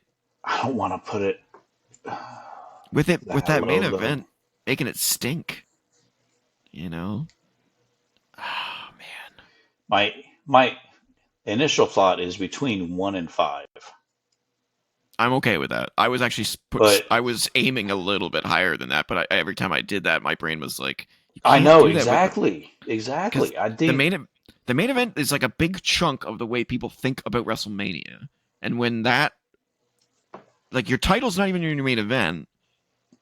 Sometimes there is a match that qualifies as bigger than the title, which we will see in part 2, but it's very rare. This does not qualify whatsoever. The undercard puts it above 5 and maybe 4. It puts it above 4 for me, for sure. But the main event doesn't. Yeah, I think I agree with you. Let's put it between 5 and 1 for now. Either between 5 and 1 or 5 and 4. You mean 5 and 6? You mean 6? Yeah. What was 5's main event? The Mega Powers Explode. Hogan Savage. Yeah, so we have to balance that with the undercard. The undercard. Yeah, so it's basically the same as 6 then for me. Yeah. So I would put it right below 6, because 6 had a better main event. That's fine. That's brutal though. I know.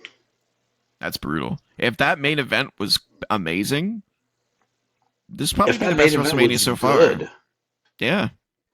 It would be in great, but you can't justify it when they make such a stupid decision for the main event. Your main event should be what everyone wants to see, and I don't think anyone gave 2 shits about Hogan and Sid Justice, let alone ending it in a DQ after 12 and a half minutes. Oh my god.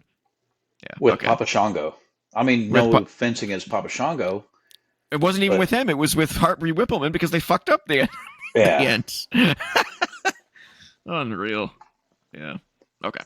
Let's move on to WrestleMania 9, which took place April 4th, 1993 in Nevada at Caesar's Palace.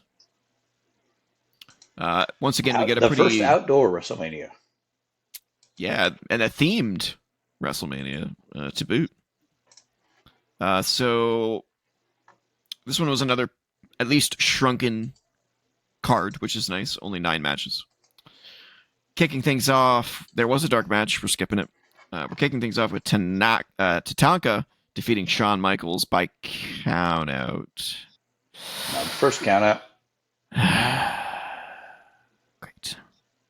Intercontinental Championship match, too. And it took 18 minutes to get to a countout. God, that's not a good start. That's not a good start. Then we had the Steiner brothers defeating the Head Shrinkers in 14 minutes, 22 seconds. It doesn't say how, which is interesting. Just says they defeated them. Then we had Doink the Clown defeating Crush. Ooh, we're in the dark days. Yeah. WWF. That was Kona Crush, I think. That was Hawaiian Crush with the bright neon colors. Yeah. 8 minutes, almost 8.5 minutes. Then we had Razor Ramon defeating Bob Backlund in 3 minutes, 45 seconds. They could have had a classic. I don't know why they weren't given more time. Then we had Money Inc.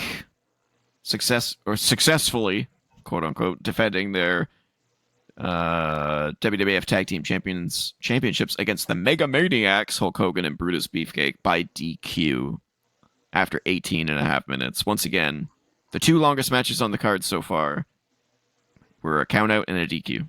Yeah. Who booked this shit?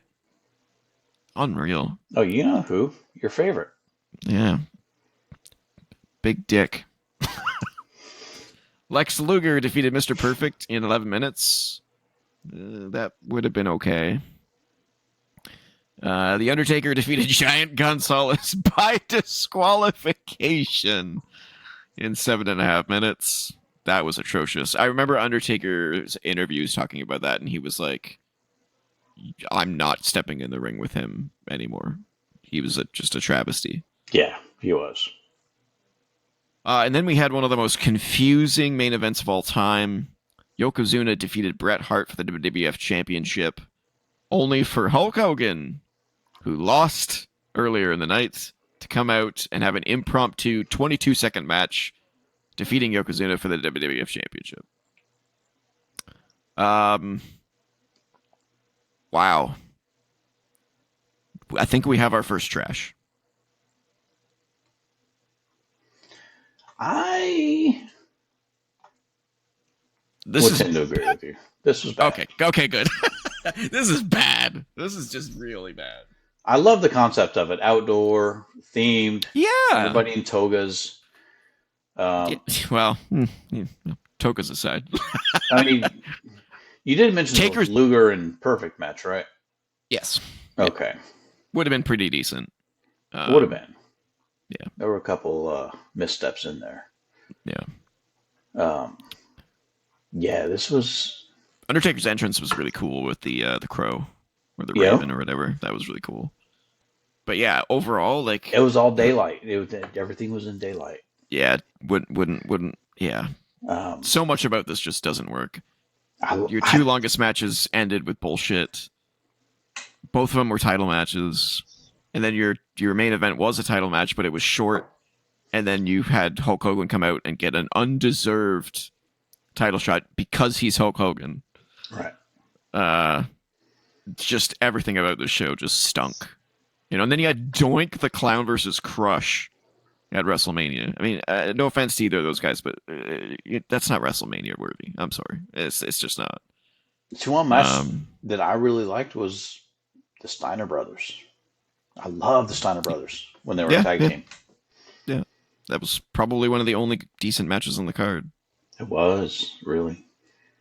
There was a lot of potential here. Like I said, Razor Ramon and Bob Backlund, but like they didn't give them enough time, and oh my god, they gave basically 3 times as much time to Doink the Clown and Crush than Razor Ramon and Bob Backlund.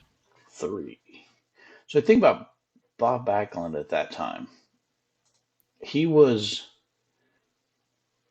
44 years old at that time.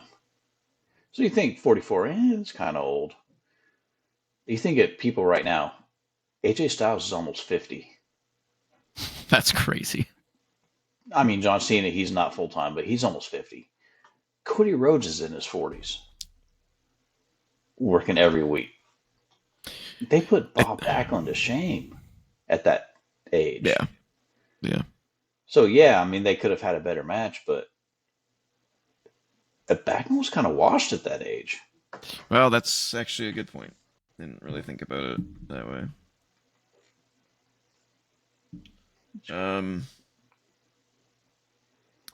Yeah, I can't put this anywhere other than trash. This was just a bad card.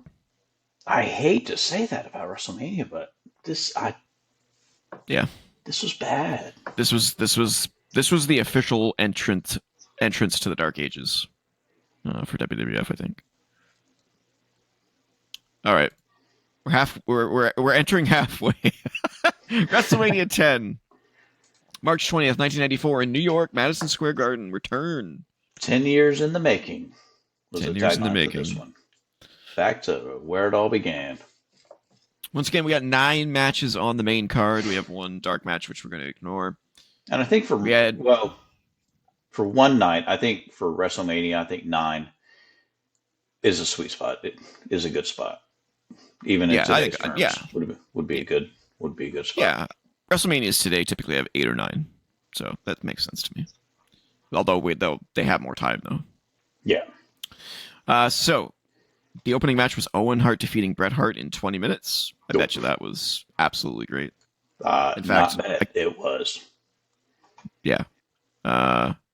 This is when I start to remember matches. We're entering my era when I started to. I didn't watch wrestling at this specific time, but I started watching tapes.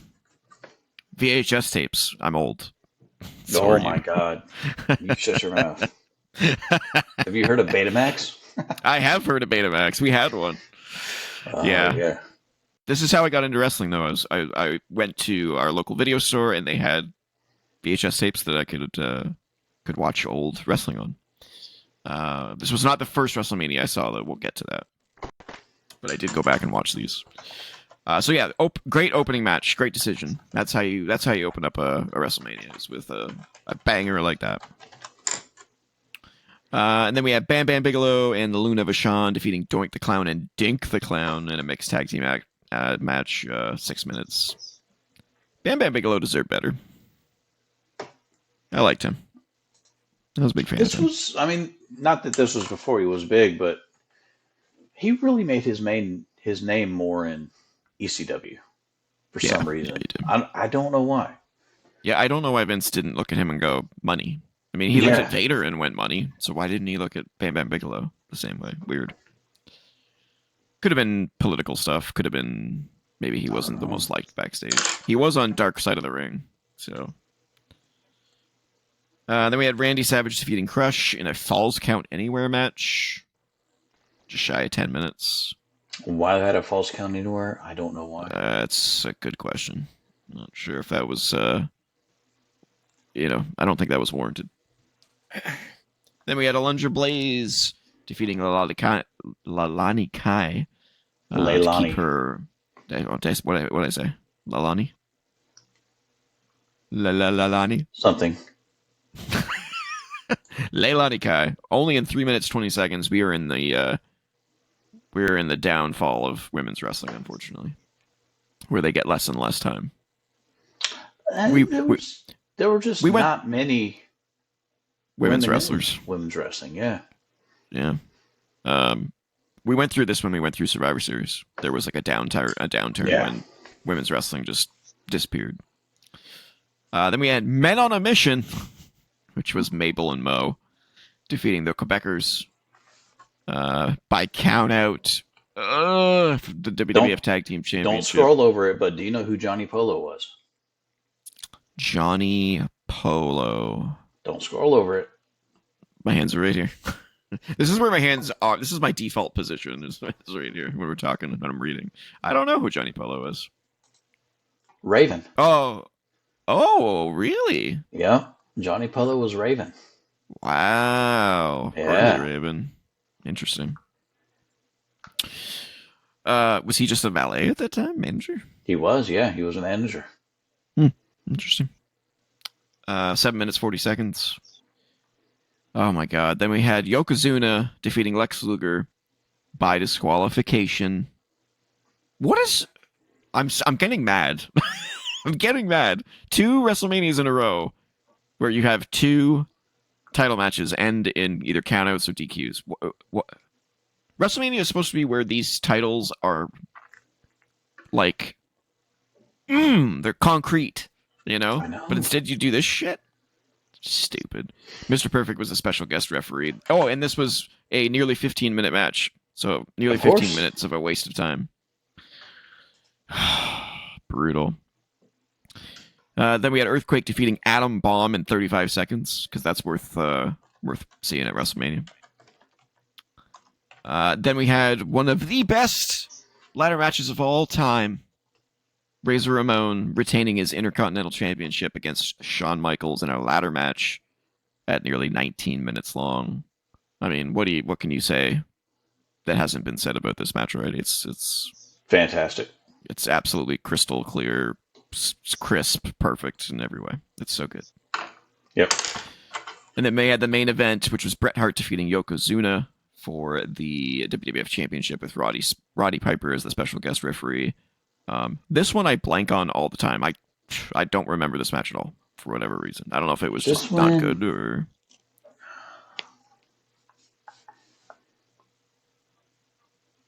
How was the ending? Bret Hart celebrated in the ring with a bunch of wrestlers after he won. Yokozuna slipped off the ring when he was going to give the bonsai drop, and then Bret Hart pinned him.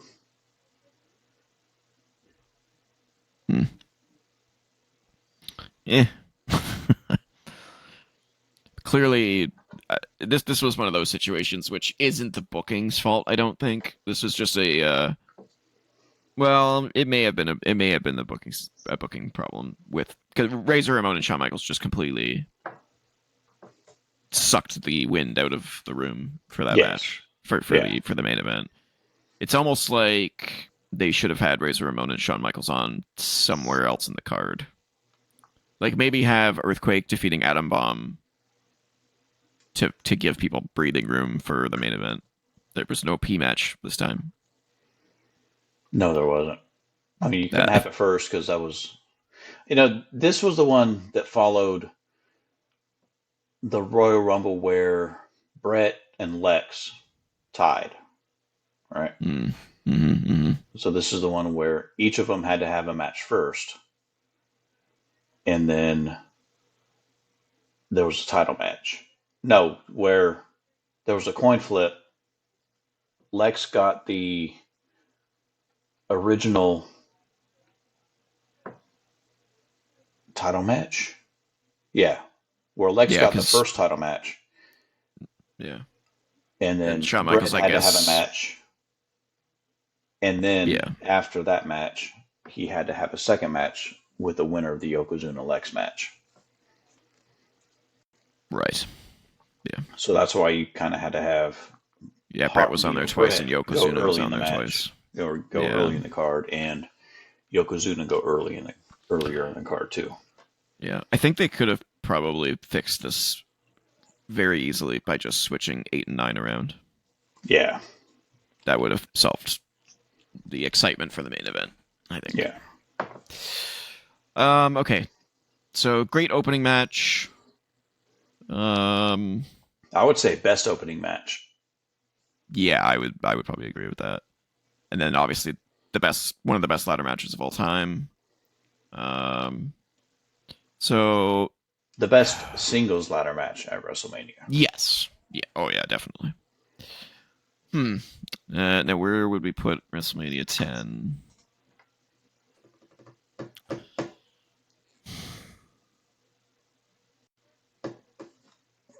I know where I'd put it. Where we have it. Ooh. Second guessing yourself? A little bit. Either right below 3 or right above 3. Wow. Yeah.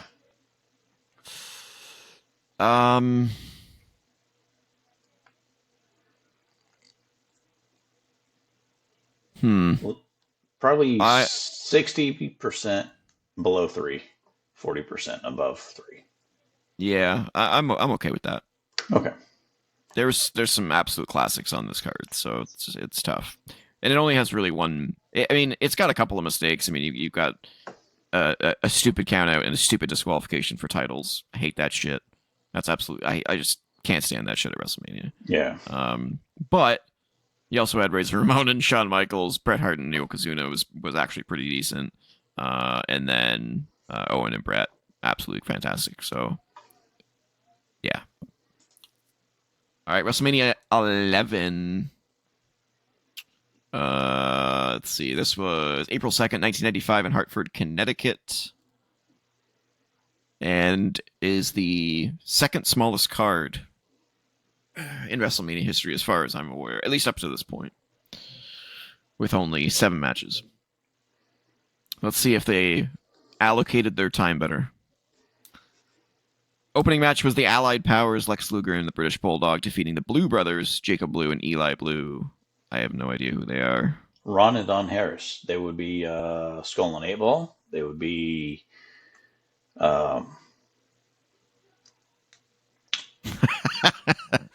they were in TNA, the Harris twins. Looks like they were in ECW as well. Yeah, they had quite a bit of different and names. WCW. Yeah. Not a good opener. It was only 6 minutes, 30 seconds.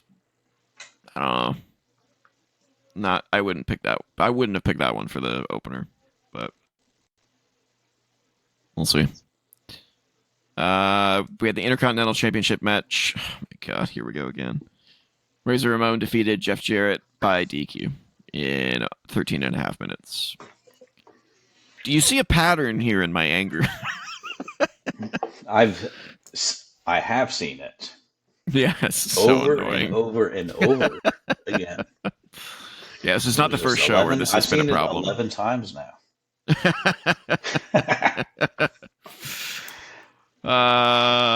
Yeah, stupid. Absolutely stupid. Then we had The Undertaker extending his WrestleMania streak by defeating King Kong Bundy with Larry Young as a special guest referee in 6.5 minutes. Who is Larry Young? Oh, he's an umpire for MLB. Yeah. Once again, bringing celebrities into it after not really doing anything with them for several years. Then we had the WWF Tag Team Championship. Owen Hart and Yokozuna defeated the Smoking Guns in 9 minutes 40 seconds. Weird combination. Owen and Yoko. But sure. It worked. Yeah. I'm sure that was a decent match. It was a good match. Bob Backlund and Roddy Piper in this next match? Holy shit. Bret Hart defeated Bob Backlund in an I Quit match with Roddy Piper as the guest referee after 9.5 minutes. I do not remember this match at all. What the hell was a good match. I can't picture Bret Hart in an I Quit match unless they just treated it like a submission match.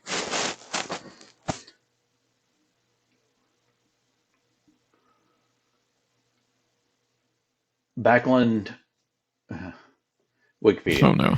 Backlund made an unintelligible sound into the microphone, and Piper determined that he had submitted. As a result, the win was awarded to Bret. Interesting. And that was to the crossface chicken wing. Bret Hart blocked Backlund's attempt and then performed the same hold on him. Interesting. Then we had, this was, okay. Then we had Diesel defeating Shawn Michaels to retain his WWF Championship in about 20.5 minutes. We had Pamela Anderson and Jenny McCarthy and more celebrities in there. Yeah, it was okay. And at this time, these weren't just celebrities. No, they were huge. They were huge. They were big hits. Pam Anderson at this time, 1995, was basically this was the advent of the internet, and this was basically the internet. She was on Baywatch at the time, right? Yes, she was. Yeah. Oh yeah. I spent quite some time watching Baywatch. Yes. Have you seen the new Baywatch movie with The Rock? Yeah, I did. It's not terrible. It's not. I mean, he's made some terrible ones, and he's Yeah. definitely made some worse ones. There's some good laughs in that movie. And then in one of the most controversial main events in WrestleMania history, Lawrence Taylor from the NFL defeated Bam Bam Bigelow in 11 minutes 42 seconds. No idea what they were thinking with this. How does Bam Bam Bigelow go from an undercard match to the main event with no title against a celebrity? I don't understand. Lawrence Taylor was a big time celebrity. Football the main player. Event against Bam Bam Bigelow? Like, so weird. And how did he have an 12-minute match? There's a lot of stare downs, a lot of just body slams, a lot of not wrestling. Blocks. Yeah. Oh boy. I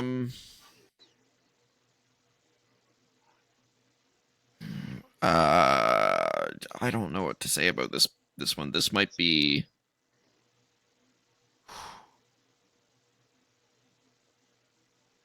this is definitely in the bad category. Yeah, it is. I'm just trying to figure out where in the bad category. I guess I think at the bottom of bad. I'd agree. It's not quite trash because they had less matches. They gave more time to the matches. They weren't booked all that well, but you know, it wasn't WrestleMania 9 trash, you know. All right. Yikes, we are still in the pit of doom of WrestleMania, but we must be coming out of here at some point. WrestleMania 12 was March 31st, 1996 in Anaheim, California. And this one also had... actually, no, this one has the least matches of any WrestleMania. Now it does, anyway. Only 6 matches on the main card. Crazy short card. Yes. But that's because they had a very long main event. The opener was the British Bulldog Owen Hart and Vader defeating Ahmed Johnson, Jake the Snake Roberts, and Yokozuna.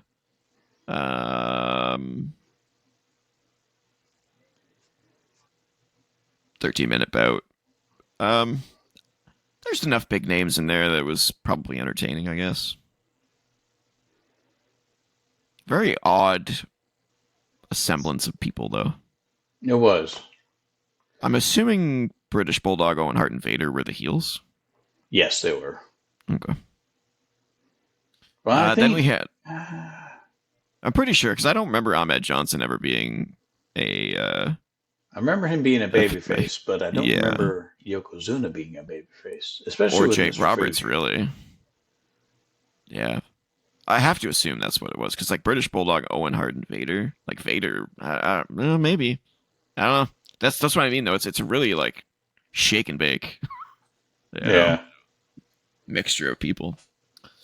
Then we had a really strange match, which stands out on this show, to me at least. Roddy Piper defeating Goldust by pinfall in a Hollywood backlot brawl that lasted 17 minutes. This was the one that lasted throughout the whole show. Yep. And they made it look like the O.J. Simpson. Yep. I loved it. I thought it was entertaining myself. I freaking loved it. It was stupid as hell, but it was really fun. I couldn't. It was so weird for me the first time seeing this because I was like Goldust and Roddy Piper. Like I never would have put them in the same era, you know, but they did, and they had a crazy weird match. And I think it was Roddy bled really badly or Goldust bled really badly. One of them cut themselves on the glass in the car. I know. Piper. I think it was Piper. Yeah, I think it was Piper because Goldust had a full bodysuit at the time, so I don't think it was. So you know they had filmed this in like the chase and a lot of the stuff in the car was pre-taped. Makes sense. Piper broke his arm when they were doing the taping. Ooh, damn. So he had it in a cast, but when they did it live, of course he couldn't be wearing a cast, so he had to cut the cast off. And basically, that must have sucked. With the life part, with a broken arm, with no cast or no splint. Oh my god! Yeah. I gotta rewatch that now, knowing that. That's crazy. I mean that they would never allow that today. No, I mean that very underrated match. Yeah, I agree. For me, I mean, I would put it just top of my head, probably top 15 in WrestleMania matches for me. Yeah. Wow. Yeah. I mean, I like it. I can't say anything bad about it. It was really good. I mean, just the whole concept of it. It was pretty good. I mean, it was very physical. Yeah, it was definitely like he physical. Legit ran him over with the car. It kind of reminded me of something they would do later on, which we'll talk about later on. So I'll reference that today. Okay, it's in part 1. Then we had Stone Cold Steve Austin defeating Savio Vega by knockout. I don't know how that occurred. Did he just pass out from the dream? This was the... What did he call that? Oh, he hit him with the $1 Million Championship and then applied the $1 Million Dream. Right, the $1 Million Dream. Right. I do recall that one. So apparently, probably he was... he hit him with the belt behind the $1 Million Dream was the $1 Million Man sleeper hold. The submission. Yeah. And we had the Ultimate Warrior squashing, at the time, Hunter Hearst Helmsley. Completely no-selling the pedigree. Yeah, which ended up being one of the most protected moves of all time after that, which is kind of funny. 1 minute, 39 seconds. Kind of a waste of time. Very. I think didn't Ultimate Warrior come back, do this match, and then got fired? I don't know if he got fired right after this, but he did not stick around long after. Yeah, it was really quick after this that he was gone. Yeah. Then we had The Undertaker extending his undefeated streak by defeating Diesel in a almost 17-minute match. Probably, though, up to this point, the best match of history. Of The Undertaker's career. Yeah. Obviously it would get better after that. Much better. Oh, yeah. And then we had one of the best Iron Man matches, if not maybe the best Iron Man match of all time. Shawn Michaels defeating Bret Hart. I would debate 1-0. I would debate one against it. Yep. He won 1-0 in sudden death overtime after an hour and 1 minute and 56 seconds in an absolute 5-star classic. What would you say is one of the other Iron match? Is this other Iron Man match that you're talking about on WrestleMania? No, it was not. It was on SmackDown. Angle and Lesnar? Yes. Yeah, that one was pretty good. Yep. I would put that one up there. I wouldn't necessarily say above it, but it was very comparable to it to me. Both of those are definitely better than the last Iron Man match that I watched. Probably AEW. No? Nope. Actually, the MJF Bryan Danielson AEW one was really good. That one was pretty good. That wasn't the last one I watched, though. Which one were you thinking of? Ziggler and Josh Alexander. Oh. At TNA. That was really bad. No one cared. Nobody cared in that crowd. All right. It's hard to be invested into a pay-per-view when there's 1,000 people. Yeah. And I hate that. If that. I know. TNA needs bigger audiences. Yeah. I don't know why they don't go to like a full arena. Their tickets are cheap. They could fill that arena because their tickets are so cheap. Yeah. I don't know if I told you this, but I was going to go to Sim31's in the chat. He'll let me know what the name of the show is. Under Siege. TNA Under Siege is coming to Toronto in May, I think. And I was going to go, but it lines up with what we call May 2-4 weekend. Yeah.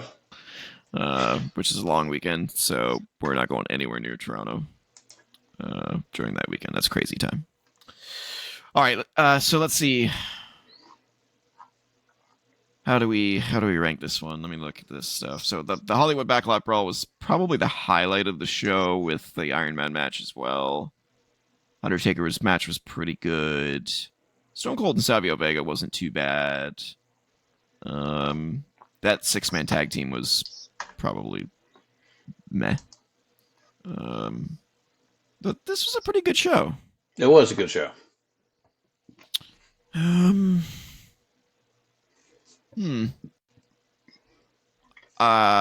This might be controversial. I'm putting this. I'm looking at putting this pretty high. I'm thinking above 10. Above 10. I was thinking right below 10. In great. Ooh. But I wouldn't be opposed to above. So 10 had the Razor Ramon Michaels ladder match, and Bret Hart Owen, and there was one other one. Bret and Yoko. This one's got Roddy Piper and Goldust, Stone Cold Savio, Undertaker and Diesel, and Michaels and Bret in the Iron Man match. That's pretty damn good. So, side note to 10, which we will definitely approach way later on. That was the first WrestleMania match that had the same main event-ish 2 years in a row. Bret and Yoko. Yeah. Obviously, 9 had the Hogan. Hoke. I say Hoke because it rhymes with joke. Because that's what the last match was a joke. Yeah. Yes, it was. All right, so where are you thinking here? I'd be okay with right above 10. I'm flirting with putting it above 3, but I'm not. Ooh, okay.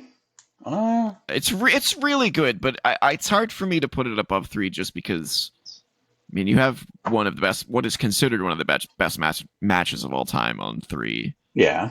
And you've got one of the biggest moments of all time on 3, so it's really tough to put it over that. So I'm okay with where it is there. Okay. I'm okay with that. I'm okay with that. I mean, that's not as hot take as you. As you thought I was going to go. Yeah. All right. Okay, WrestleMania 13, March 23rd, 1997, in Illinois. Tagline was Heat. One of the worst taglines, I'm sure. We got back to a 7 card. Better than finish your story like Cody Rhodes. Oh, hot take. I didn't think there was very many taglines in the modern WrestleManias. We'll have to see. All right, the show started off with the Headbangers defeating the Godwins, and the New Blackjacks. Furnace and LaFon. Oh, and I missed them. Furnace and LaFon, that's right. In a 4-way elimination WWF Tag Team Championship #1 contenders match. That's a mouthful right there. In about 11 minutes. This was kind of a mess. I remember this match pretty vividly. Because this is officially the point at which I've watched every WrestleMania from here on in at least twice, minimum. If not way more than that. So I have a lot more experience at this point. Then we had Rocky Maivia defeating the Sultan. And the Sultan was Rikishi, right? Yes, it was. Look at that. My knowledge is getting better. This was the debut of The Rock. Yes, well, technically, yes. Yeah. Rocky Maivia before he became The Rock. At WrestleMania. Yeah. He just debuted at Survivor Series before this. Survivor Series, yeah.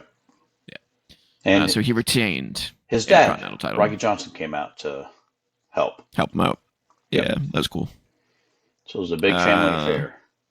Yeah, nearly 10-minute match on this one. Then we had Hunter Hearst Helmsley with Chyna by his side, defeating Goldust with Marlena via pinfall in 14.5 minutes. Underrated. Yeah, it was pretty good. It was pretty good. Hot take. Goldust, I would put him in my top 15. wrestlers of all time? Yes, I would. Well, I'm gonna not reply to that and say that is a good future Wrestling Renaissance Run In. Our top 15 wrestlers of all time each. Let's Okay. maybe do that, or maybe top 20 to make it an even number. All right, next match was Owen Hart and the British Bulldog versus Mankind and Vader, which ended in a double countout because it's a championship match. So of course it did. Of course. It was for the WWF Tag Team Championship, and of course it lasted 16 minutes. So 16 minutes to lead to a double countout. It's a great thing to do. Yep. Yeah. Next up, we had probably one of the top 10 WrestleMania matches of all time. Maybe Bret Hart defeating Stone Cold Steve Austin via submission in a no DQ submission only match at 22 minutes. With Ken Shamrock as the special guest referee. Now, if you put that in your top 5, I would not argue against it. I would not tell you were wrong. They are so smooth in this match; it's incredible. Yep. And obviously, the ending was. I mean, it was magic.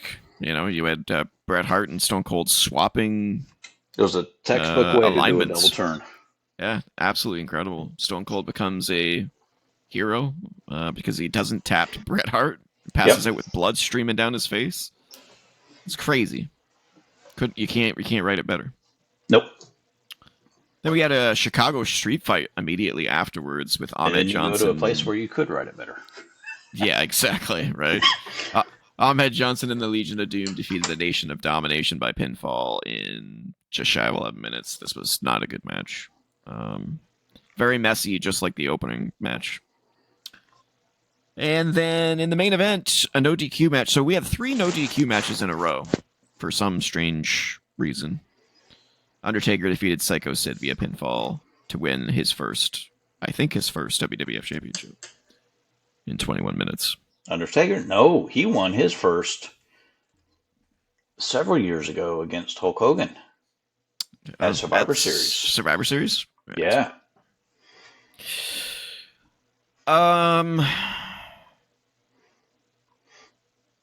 So let's be real. There was one good match on this card and one amazing match on this card, and the rest of it was kind of just there at best.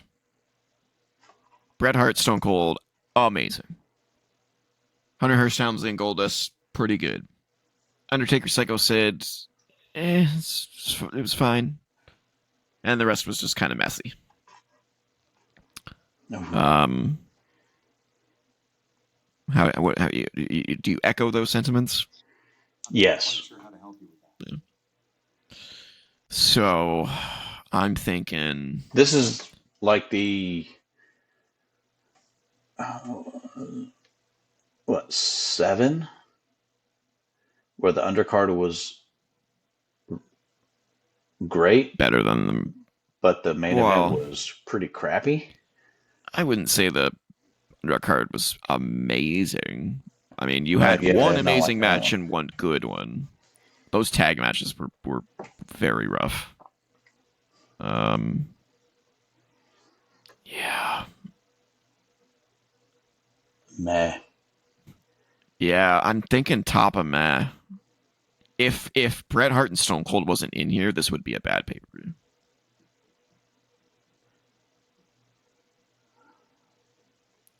That's the only real saving grace that elevates it. So I'm thinking either bottom of good or top of meh is where I'm sitting.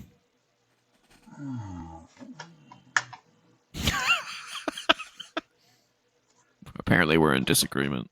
No, we're not, except okay. The only thing if we put it in good, meh still only has 1. If we put it in meh, I don't think it belongs in meh. I think it belongs in good, way at the bottom. That's fine. We still have lots of WrestleManias to go. Yeah, we do. I'm sure there will be more sitting in meh. I'm certain. Okay. All right, there it goes. All right, WrestleMania 14, the greatest pay-per-view attraction of all time. apparently. March 29th, At that time it 1998, in was. Boston, Mass. Yeah. I mean, We have arguably you 8 had matches. the biggest mainstream sports star Yeah. associated with it. Yeah. 8 matches. We kick things off with LOD 2000. Why they were called that, I don't entirely know. Why weren't they just Because called they had Legion of Sonny. Doom? Oh, because Sonny joined them. Yep, because they had Jesus. Sonny with it, so they had to kind of rename it. So LOD won by last eliminating the Midnight Express in a tag team battle royal to determine the number 1 contenders for the WWF Tag Team Championship, which would not happen on this show. There was already a Tag Team Championship match on this show. So this was for a future championship match. Lasted just over 8 minutes. This was fine, at best. Wasn't great. It was a decent way to open the show, though, because you had all these different tag teams in there. Now, you said the Midnight Express. I'm thinking Sweet Stan Lane and Beautiful Bobby Eaton, but no. This was No. Bodacious Bart and Bombastic Bob Holly. Yeah, I was gonna say Bombastic Bob was Hardcore Holly, wasn't he? Yeah. And Bodacious Bart was Bart Gunn. Bart right? Gunn, yeah. This was definitely not the Midnight Express that you might think of. No. At least someone my age, right? Yeah, we're too far removed at that point, I think, for them. Then we had Takamichi Nuku defending his WWF Light Heavyweight Championship successfully against Aguila in just under 6 minutes. This actually was a pretty good match for the time. Cruiserweight. I'll take your word for it. Now, it was Aguila was also the person known later on as S.A. Rios. Oh, yeah, that's right. Yeah, with Lita. With Lita, yep. Then we had Triple H defeating Owen Hart for the to keep his WWF European Championship. And the big thing with this match was that Chyna was handcuffed to Sergeant Slaughter to not interfere in the match, but she ended up doing it anyway. Yeah. Because Sergeant Slaughter is one big piece of uselessness, apparently. Chin. Yeah, one big chin. One big chin. That's so funny. Yeah, I think she threw like flour in his face at some point, then blinded him while she did something to interfere. It was weird. 11 minutes, 11 and a half minutes. It was okay. I hate when they do these gimmicks that takes away from the match. You know what I'm saying? Yeah. It's the same thing with we'll talk about one that's absolutely terrible that they've done before, and I'm sure they have done it in this. Next match was Mark Marrow and Sable defeating Goldust and Luna Vachon in mixed tag. 9 minutes 10 seconds. This was not good at all. Mark Marrow was not good. He was okay at best, and Sable was the same. Yeah. No, not good. And then The Rock defeated Ken Shamrock by DQ for the Intercontinental Championship. And because he was DQ'd, he wasn't DQ'd. Ken Shamrock was DQ'd when he lost his shit, if I recall correctly. He lost his shit a lot.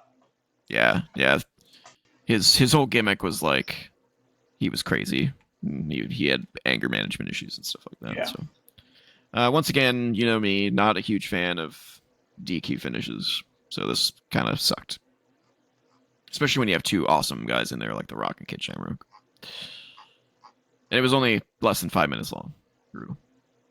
Yeah. Then we had Cactus Jack and Chainsaw Charlie, which is Terry Funk, defeating the New Age Outlaws in a dumpster match to win the WWF Tag Team Championships in 10 minutes.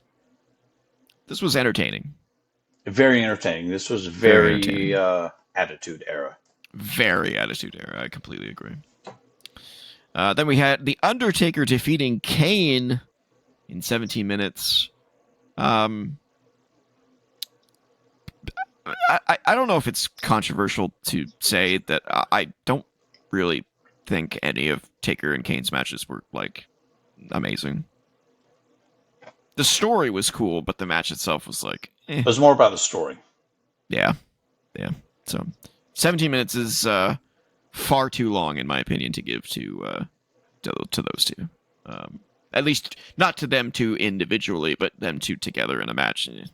They could have been shorter. I mean, he only gave Rock and Ken Shamrock, under 5 minutes, and you gave Taker and Kane 17. I mean, when 17 for an Undertaker match for WrestleMania isn't horrible, but I mean, if you against Kane specifically, yeah, but I mean, 17 minutes for an Undertaker Shawn match or Undertaker Triple H match that we'll see later on is short in comparison to what they could do. But yeah, I mean, when you compare to a 5-minute Rock Ken Shamrock match, yeah, that's true. Definitely could have given 2 or 3 minutes to it. Yeah, I would have shared the minutes more with various matches here. Yeah. And then the main event, Stone Cold Steve Austin defeated Shawn Michaels to win his, I think, first WWF Championship? I think so. I think it was his first WWF title. With Mike Tyson as the special guest ring enforcer, who originally sided with DX and Shawn Michaels, but inevitably at the end of the match turned on them and did a quick 3 count after Stone Cold gave Shawn a stunner. Stone Cold himself and Shawn both have said that this is not their favorite match that they've ever had. Shawn was in an absolute shitload of pain. This was his last match for what, 3-4 years?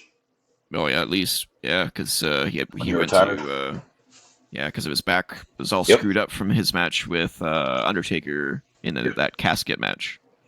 That was a nasty injury. Looking at that, I wince every time I see that. Yep. Yeah. It was just like pop. Like you could just kind of see the pop. When his arms twisted. Brutal. So this match is tough to watch knowing what we know now. And I mean, you can just look at Shawn Michaels' face the whole time. Every time he takes a bump, he's like in agony, just in absolute agony. So it's a tough match to watch.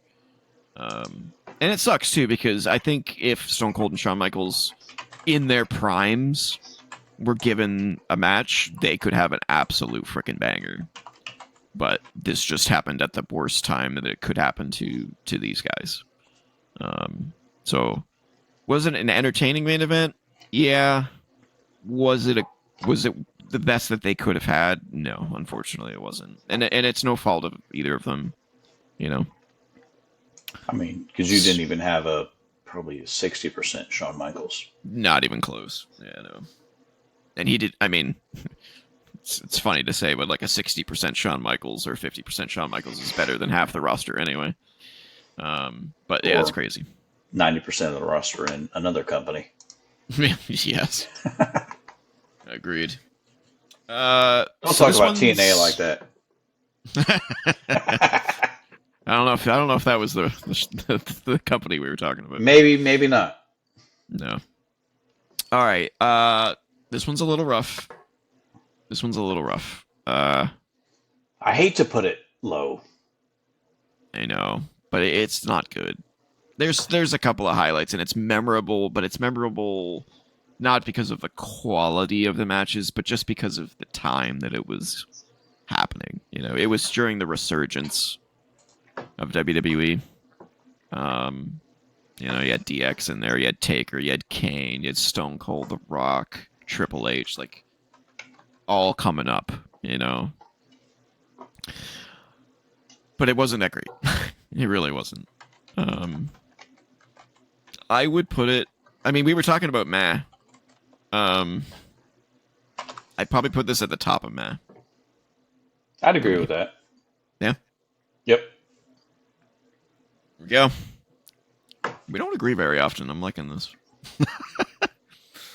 Let's see. That was 14, right? Yeah, 14. That was 14. We're getting there. We're getting there. I'm just gonna open up all of them that are left. Here we go. All right, WrestleMania 15 in Philly, March 28th, 1999, in Philly. The tagline was "The Ragin' Climax." Ooh. Wait, All what right, kind of then. website are you on for that says Raging Climax? What? Wikipedia, apparently. Unfortunately, this pay-per-view went I've seen back some Raging to Climaxes before, but not I at a don't know if wrestling I'd say show. this is not a wrestling Yeah. show. At least not since the live sex celebration on That's right, Raw. yeah. This unfortunately went back to more is better. So we had 10 matches on the card. Yeah, We've had so more. we've had more, but we've had less, a lot less. And this was too many, and we'll find out why in just a second here. So we kicked things off with Hardcore Holly defeating Billy Gunn and Al Snow in a triple threat match for the Hardcore Championship that only lasted 7 minutes. And if I remember correctly, Crash came down immediately after the match or something. And then, like, ran hardcore into the crowd or something. It was something weird. Something weird happened at the end of the match. I don't know. Doesn't say.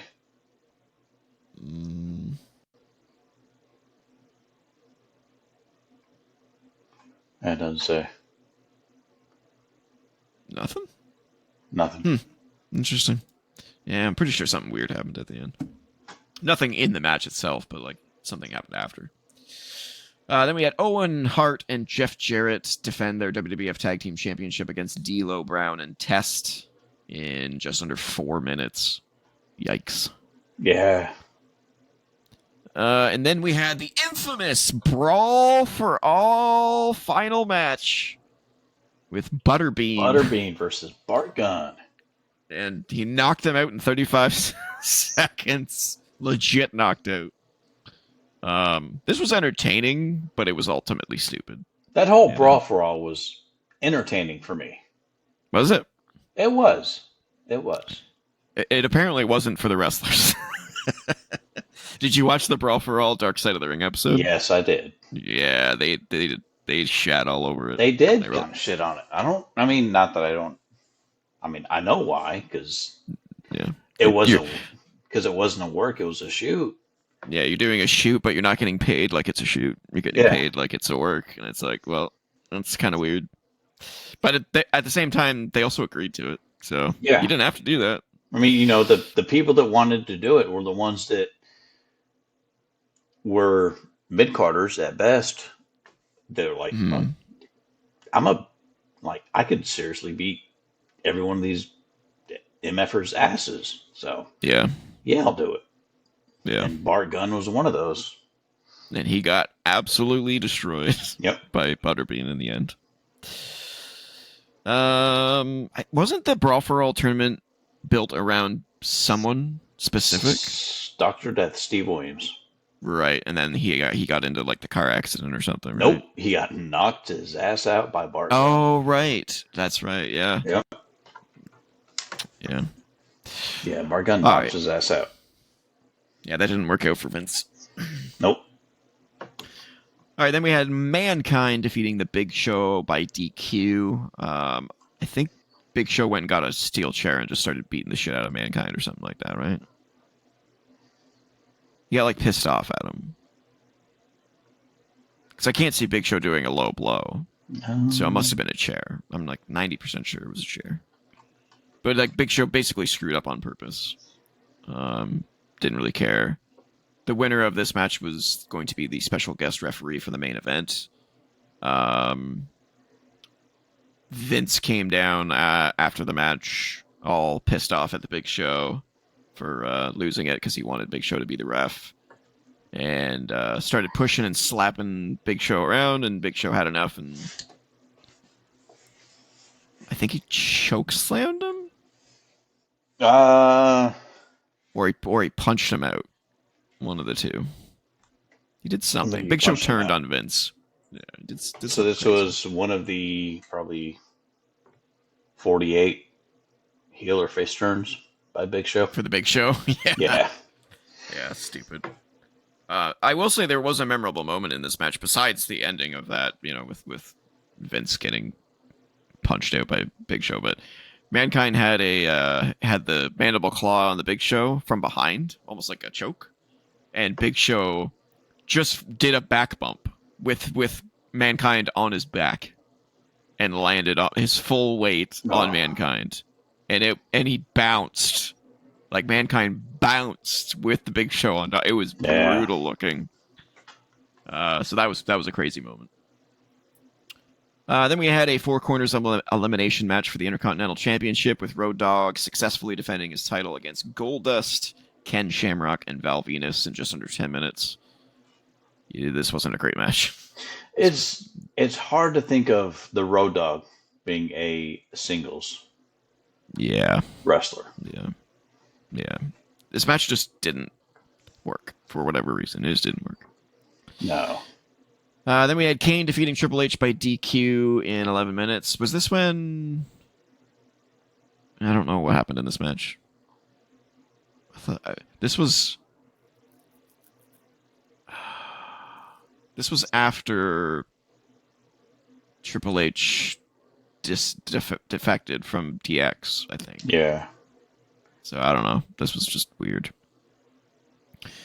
Sable defended her WWF Women's Championship against Tori. Yay. I was a big Tori fan. I was. This was when women were just eye candy and they weren't wrestlers, though.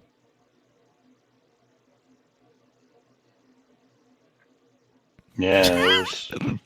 Lots of silence. He was not sure. They really weren't. It was just eye candy. It was like Playboy. I mean, you might as well just been during the Divas era at this point. Yeah, that's kind of... Yeah. Then you had Shane McMahon defending his European Championship against X-Pac. That was weird. What a weird year this was of wrestling. Oh, just 8 minutes, 41 seconds. Wait for weird. Oh, yeah. Oh, well, we got weird right here. The Undertaker defeated Big Boss Man in a Hell in a Cell match. In probably one of the worst Hell in a Cell matches of all time. I wonder where this ranked in our... because we did a ranking for Hell in a Cell matches. Yeah, this must have been in trash. This had to have been in trash. Go back in the previous episodes and watch. Yeah. Go check out our previous episode of WrestleMania, or not WrestleMania, Hell in a Cell ranked, and see where this one ended up. The only thing infamous about this match was that the post match. Big Boss Man got hung from the cell as it was raised. It's weird. And then in the main event, we had a no DQ match for the WWF Championship. Stone Cold defeated The Rock to win. Vince was initially the ref, I believe, but Mankind eventually came out and replaced him, and Stone Cold won. And just shy of 17 minutes. The first of 3 Austin Rock WrestleMania and I would say the weakest of the 3, personally. It was really great. It's still great. I mean, it's Rock and Stone Cold, but it was definitely the weakest of the 3. Okay. This was not a good show. It was not great. It was not good. This is not a great show. It was. I mean, you got Stone Cold and Rock in there, and that's basically it. Mankind and Big Show was good, but it was only 6 minutes long. You had the hilarious knockout of Bart Gunn by Butterbean, but it was not a good show. It was bad. It was rough. Yeah, I'd go top of bad for me. I'd go between 2 and 7. Okay, I'll compromise there. Yikes. All right, well, you want to talk about bad?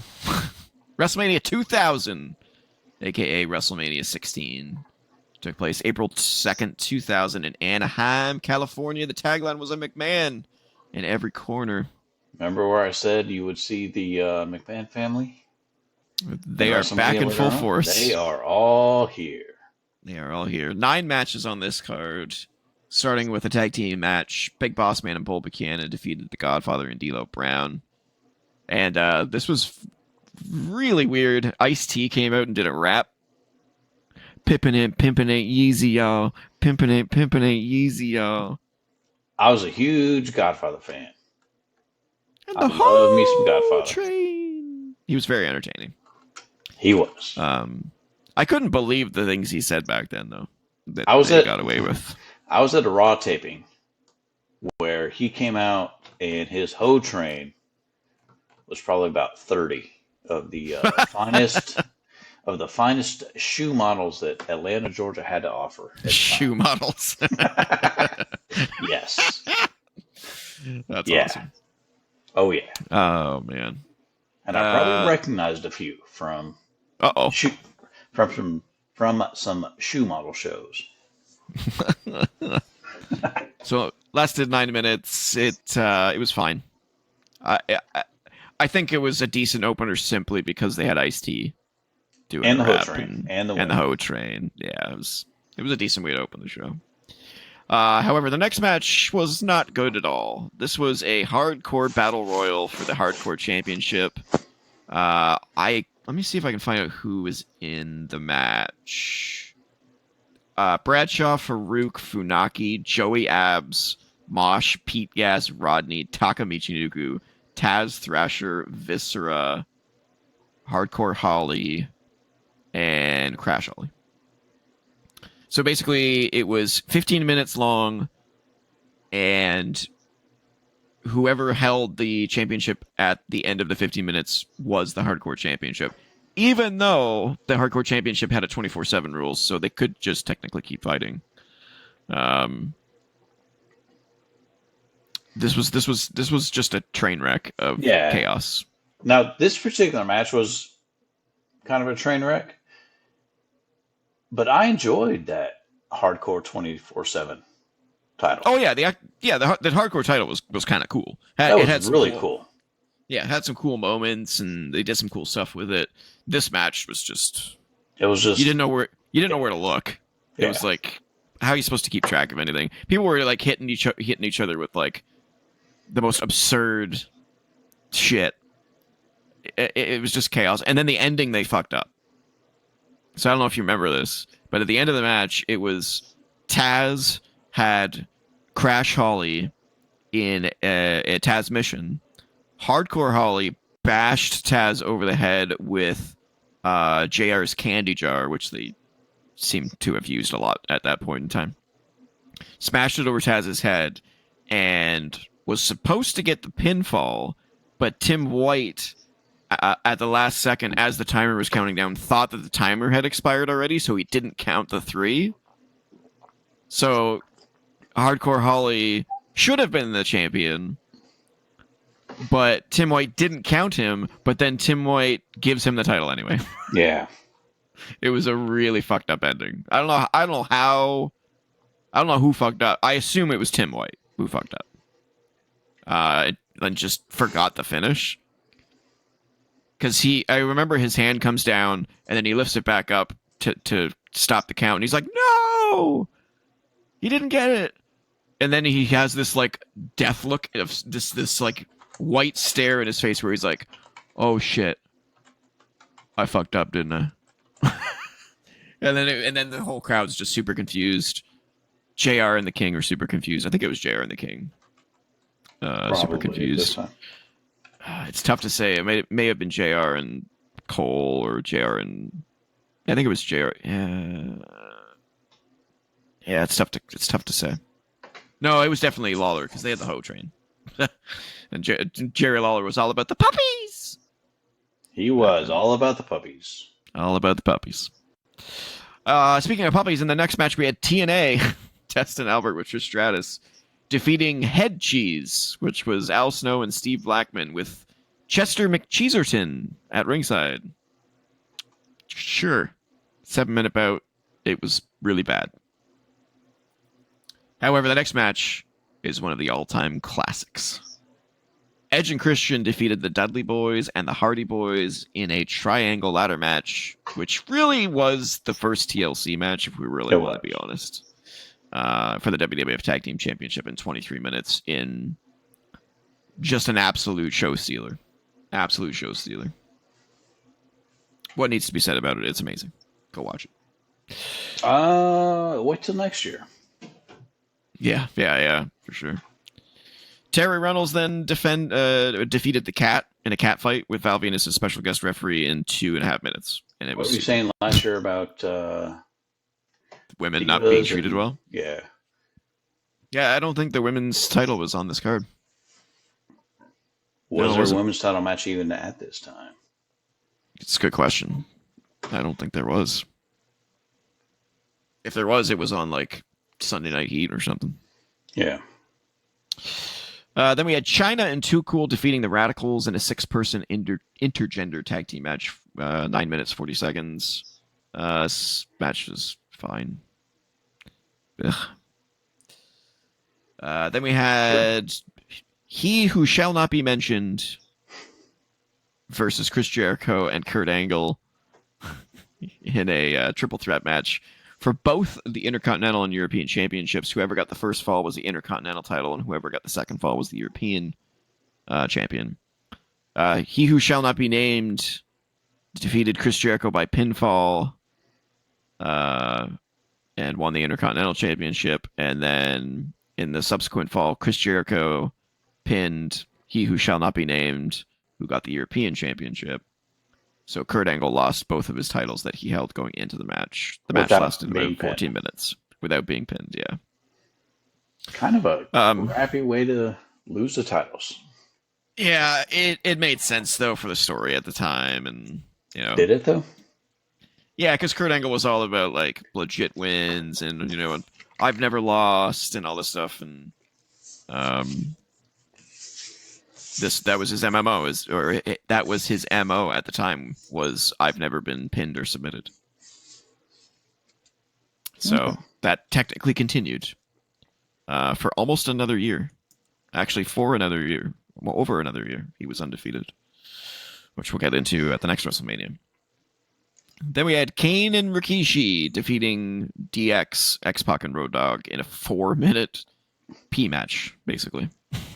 Unfortunately.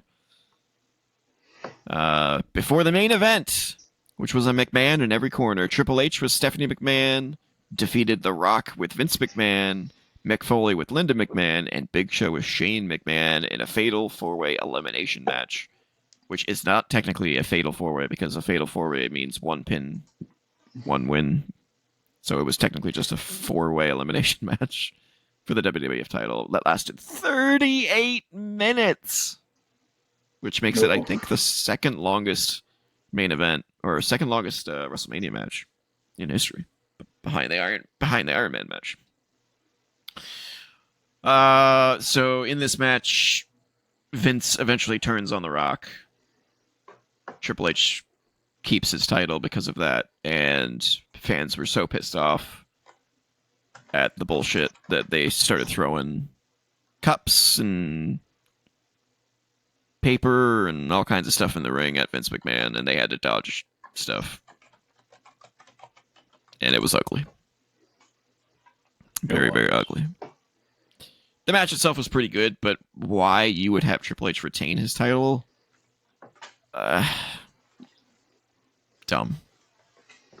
Dumb. You're supposed to send the crowd home happy. Which is not always true at WrestleMania, but at least sometimes you send them home shocked. You know? Yeah, there was not a whole lot of shock. There was not a lot of shock with him winning. It was more of just like, really? Yeah. You know? Really? And McMahon in every corner, but then Vince turns on The Rock because reasons. Yeah, it was just kind of dumb. It was. Okay, this is a very tough one to call. This is a very tough one to rank because the main event was entertaining, but it was a bad ending. You had the triple threat match, but it includes He Who Shall Not Be Named. You have the TLC match, which is absolutely fantastic, but then it's unbalanced by all of these random tag team matches. Like, there was 1, 2, 3, 4 tag team matches in this card. And only one of them was good. No, wait. 1, 2, 3, 4, 5 tag matches. And only one of them was good. was really good. Whew. This is a rough card. You thinking meh or bad? Or even trash? It's not that bad. I mean, the TLC match saves it. The triple threat match saves it. But there's caveats to the triple threat in the main event. It's hard to look back at that triple threat match because He Who Shall Not Be Named is in it. And then you have the Fatal 4-Way match, which is great until the winner happens. And then you're like, what the fuck is this shit? But then you got this TLC match, which really raises it up because that's a fucking TLC match, man. I don't know. I'm thinking top of meh, I guess. What's the one that's there right now? Is that 11? That's no, that's the one with Stone Cold and Shawn Michaels. Oh, it wasn't as good as that. No. Oh, you don't think this was as good as that? No. Wow. Even with that TLC match in there? Yeah. What? Okay, below it? Right below it then? 4 is below it. Yeah. Okay. Between 4 and 14. Right there? Yep. Okay. Whew. All right. Now we have WrestleMania 17. Back to a stadium. Reliant Astrodome. 67,000 plus. April 1st. April Fool's Day. 2001. Not the first one to be on April 1st. I noticed. No. Yeah. Tagline was Houston, we have a problem. Not very clever. However, it is a crazy, crazy card. So, we have 11 matches. Chris Jericho opened the show by retaining his Intercontinental Championship against William Regal in 7 minutes, 40 seconds.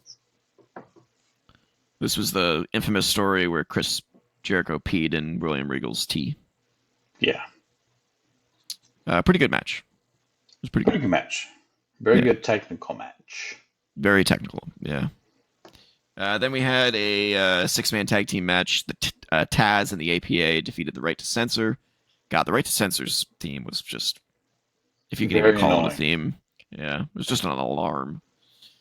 Lasted just shy of 4 minutes. There was an absolutely crazy, brutal clothesline from hell on Goodfather in this match. But otherwise, it was mostly forgettable. Then we had it was a APA match.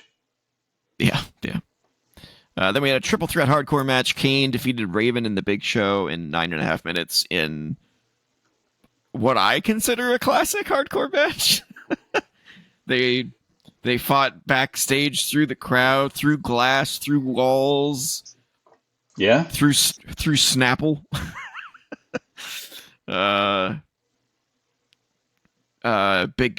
Kane almost destroyed the entire production. Do you know about that? No. So when he drove the cart and he almost drove off the edge? Yeah. It stopped just short of cutting the power cable to the set. Oh wow, it's what a cable feed. Yeah. So that was funny. But pretty and a very entertaining match though. Even if it was like silly, it was funny. Yeah. Then we had Eddie Guerrero defeating Test for the European Championship. This was a good match. Eddie took a absolutely brutal looking big boot from Test. I don't know if you've watched this pay-per-view recently. No, go watch it just to see that big boot. It's nasty. Just right on the chin. And it gives the slap sound and everything. It looks brutal. Nice. Doesn't get any reaction from the crowd whatsoever, but it was brutal. Then we had Kurt Angle defeating He Who Shall Not Be Named in a 14-minute singles match. A lot of people are a big fan of this match. I'm not. I thought it was fine. I don't know. I think this match was overhyped. Good. Yeah, I mean, yeah. don't know. It ends in a typical stupid way with. So this is what I was going to talk about. Kurt Angle is still undefeated at this point. Chris Benoit made him. Oh shit! I said his name. Well, oh my god. He shall be named now. He made Kurt Angle tap out, but it wasn't during a match. So Kurt Angle's thing this whole match was like, it wasn't an official match, so I didn't tap. I am still undefeated. That was his whole shtick. Then we had China defeating Ivory for the Women's Championship. Women's Championship once again returns to WrestleMania, but it was only 2 minutes and 38 seconds. China basically just squashed her. Yeah, this was the big return for China. I remember. Yeah. She looked like a star, though. Yep. Straight up. The crowd was super over with her. Yep.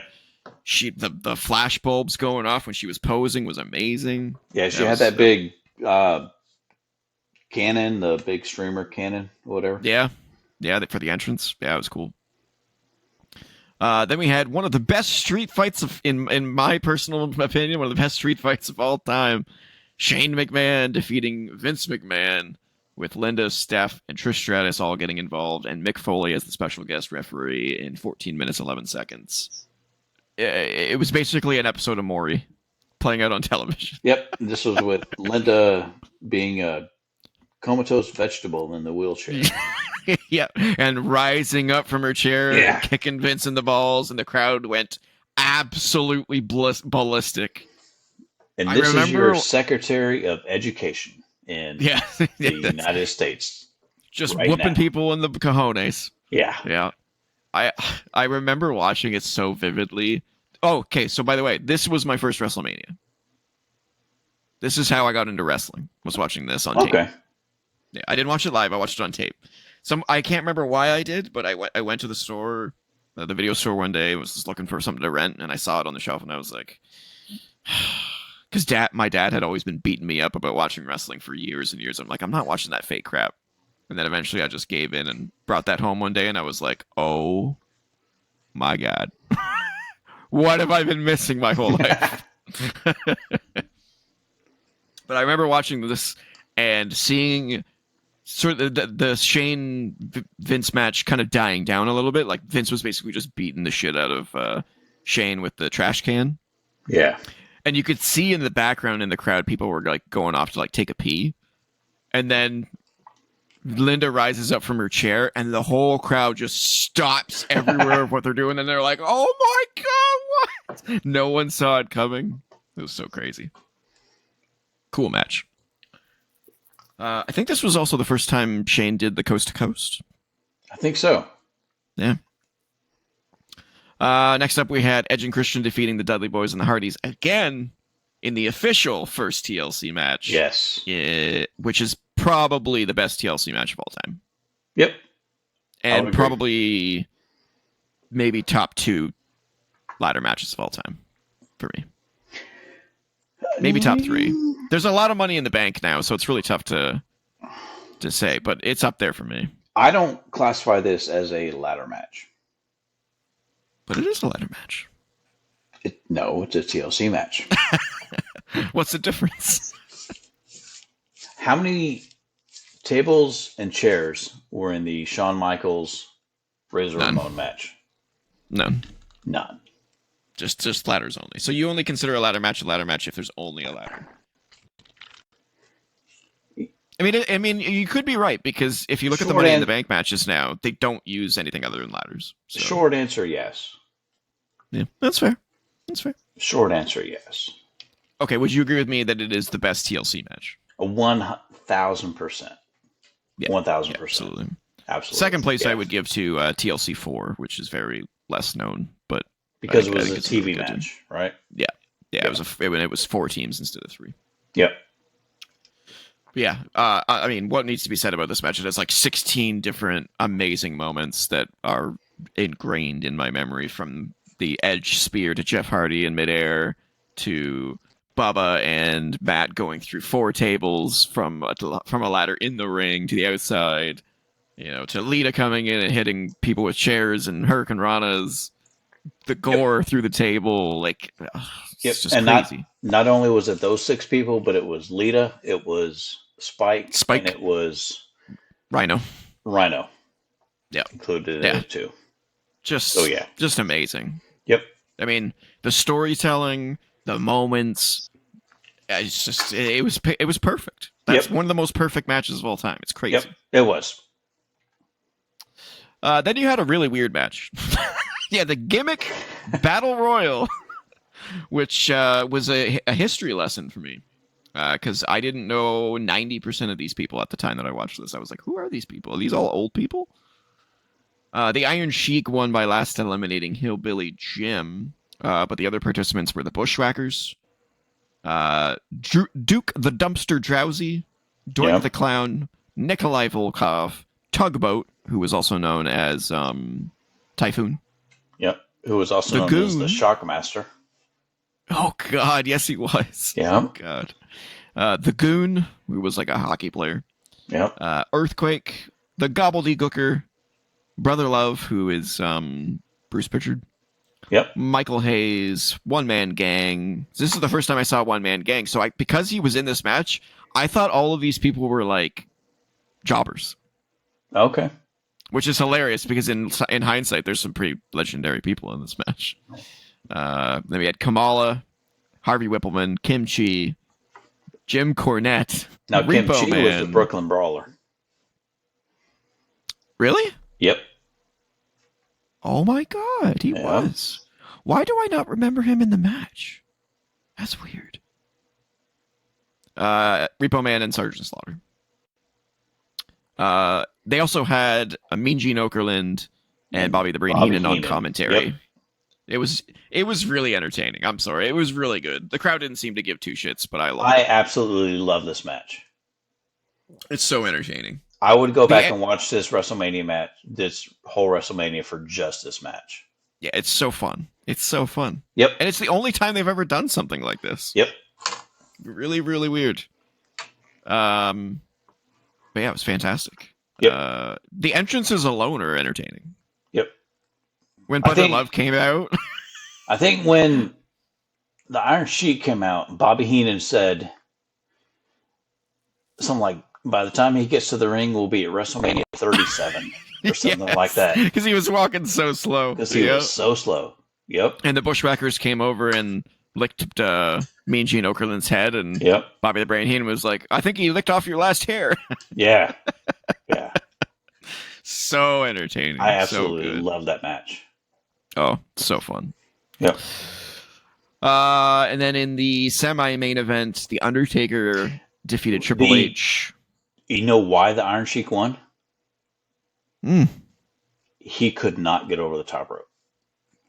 Oh, so they did it just because he couldn't physically do it. He could not physically get over the top rope. Oh, man, that's sad. That is sad. Yeah, so the next match was Undertaker defeating Triple H in 18 minutes and almost 18 and a half minutes, I should say. This was their first bout, which, for some strange reason, years later, WWE wouldn't even acknowledge happened when they fought. This is the one that kind of went around the arena, wasn't it? Yeah, they went out into the crowd a little bit. They went on some scaffolding. Yeah. Taker choke slam Triple H off of the scaffolding onto a pad, which they didn't show. But it was a great match. It was really great. I don't think it was better than what the matches that they had later on. Oh, good God, no. No, but it was great. Yeah. And then we had Stone Cold Steve Austin defeating The Rock in a no disqualification match for the WWF Championship in a 28-minute classic, which ended in Stone Cold Steve Austin turning heel by siding with Vince McMahon in one of the most controversial and confusing moments in WrestleMania history. I think, hear me out on this one, if Vince hadn't have made that call and Stone Cold just won clean, I think this would be the best WrestleMania of all time. I couldn't argue that. Like this WrestleMania is amazing. And in fact, I will say that this should probably be our first GOAT. Okay. It's so entertaining from start to finish. There's literally not a single match in here where you go, I didn't need to watch that. Yeah. Yeah, all of them have something beneficial to them. It's crazy. Yep. It's so well booked. Can you think, besides the ending of the main event, there's nothing I would change. It's just so good. Yeah. I'm glad we're in agreement there. And again, it helps that it was my first WrestleMania, but I objectively, it's like, it had something of everything. Yeah, it was so well done. Even the gimmick battle royal. I absolutely love that gimmick battle royal. Yeah, it's so good. It's so entertaining. I love it. All right, we only have 3 left on this this first part. WrestleMania 18 took place March 17th, 2002 in my hometown. No, not my hometown, but my home country. Toronto, Ontario, Canada, once again at the Sky Dome. Oh, real quick, one thing about 17 as well. Yeah. That was the one where it was either 1 week or 2 weeks right beforehand was when Vince bought WCW. Yes. And that's when you first had the appearance of they weren't obviously the top tier WCW guys, but that's when you had the first appearance of the WCW guys in the WWF at the time. Yeah, when Shane came out, he pointed them out in the skybox. Yep. And when Shane arrived at WrestleMania 17, he was in a limo that said WCW 1. Yep. On the license plate. Yep. All right, WrestleMania 18 started with Rob Van Dam defeating William Regal for the Intercontinental Championship in 6 minutes 22 seconds. A decent match. Really good match. Again, a technical match, just like with Jericho and Regal the year before. Regal. Then we had definitely Hall of Fame worthy. Oh yeah, the only reason I actually don't know why he's not in the Hall of Fame. I don't know why he's not in now. He should be. Maybe he will be. We still have some unannounced Hall of Famers this year, so maybe he will be. Then we had Diamond Dallas Page defeating Christian to retain his European Championship. Oof. This was when Christian was doing his baby tantrum gimmick, and DDP was doing his that's a good thing gimmick. Positively Page, yeah. It was a good match. It was fine. DDP's good. Yeah. Christian's great too. They weren't given a whole lot of time, and their story was kind of lame, you know. Yeah. Then we had the next match is what I was going to reference when we were talking about the Hollywood Backlap Brawl. This is kind of an ode to that match. Maven versus Goldust is how it started for the Hardcore Championship. But Spike Dudley at some point in the middle of the match came in and pinned Maven to win the Hardcore Championship, and then ran out through the crowd.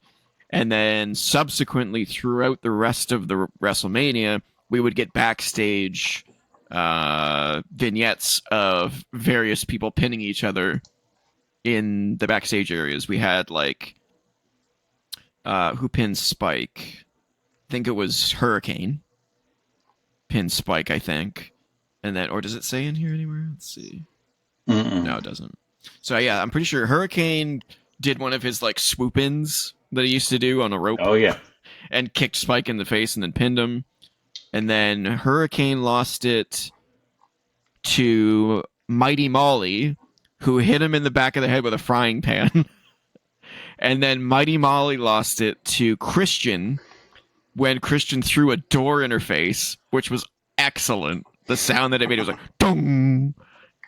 Knocked her out. And then Christian lost it to Maven when he was trying to escape the arena. Maven took Christian's car and left with his Hardcore Championship. Crazy thing. I love that backstage kind of stuff. They need more of that today. Very entertaining. Then we had Kurt Angle defeating Kane in 10 minutes 45 seconds. Decent. It was fine. Once again, Kurt Angle cheats to win, and it's just yeah. I wasn't a big fan of Kurt Angle being the chicken shit heel. I fell in love with Kurt Angle when he was like the wrestling machine. I thought that Yeah, was the bit. he was a legit grappler, Oh, wrestler. he was amazing. And once they That, embraced that part of him, I was like, oh, I'm a fan. and that he didn't need to be a chicken shit heel to win No, matches. no, yeah, I don't think he was booked well until he was the wrestling machine. Then we had The Undertaker defeating Ric Flair in a no DQ match that lasted nearly 19 minutes. This was a classic. This was so good. This is one where he had Arn Anderson come in and give him a Spine spine buster him. buster. Yep. Yeah, and The Undertaker and Ric Flair had the pipe. And this match also features the most insane superplex I've ever seen to this day. Oh, I'll have to go back and take a look. You have to watch this superplex. It's insane. Taker and Flair go to the top rope, and Taker superplexes Flair from the top rope, and Flair gets so much air because of how tall Taker is, and just the impact and that the hang time that he gets in that. I'm just like, oh. And with Rick's back problems, I'm like, oh, that couldn't have felt good. So obviously Flair had the airplane crash, right? Yes. If you watch his matches after he came back from that, he never took a flat back bump. He never does. He always takes it on his side. He always took it on his side, and he did the same thing in this. I don't know how he must hurt to move that side of his body after that. Crazy. Not healthy. It was. I don't know whether he's afraid to do it or if his back just twists in midair or like is it a reflex? I don't know. Probably it's got to be just a reflex that he just can't take a back bump, a flat back. Yeah. He's just too afraid to do it. This is also the first WrestleMania where Undertaker acknowledges his streak, where he is 10-0 after beating Ric Flair. Yep. He mentioned in his documentary that somebody had pointed out to him just before his match with Ric Flair. I think I remember him saying it was Bruce Pritchard, yeah. Yeah, pointed out to him right before his match with Ric Flair that he is currently 9-0. So when he finished the match, he did one of these. Yep. Look. 10-0.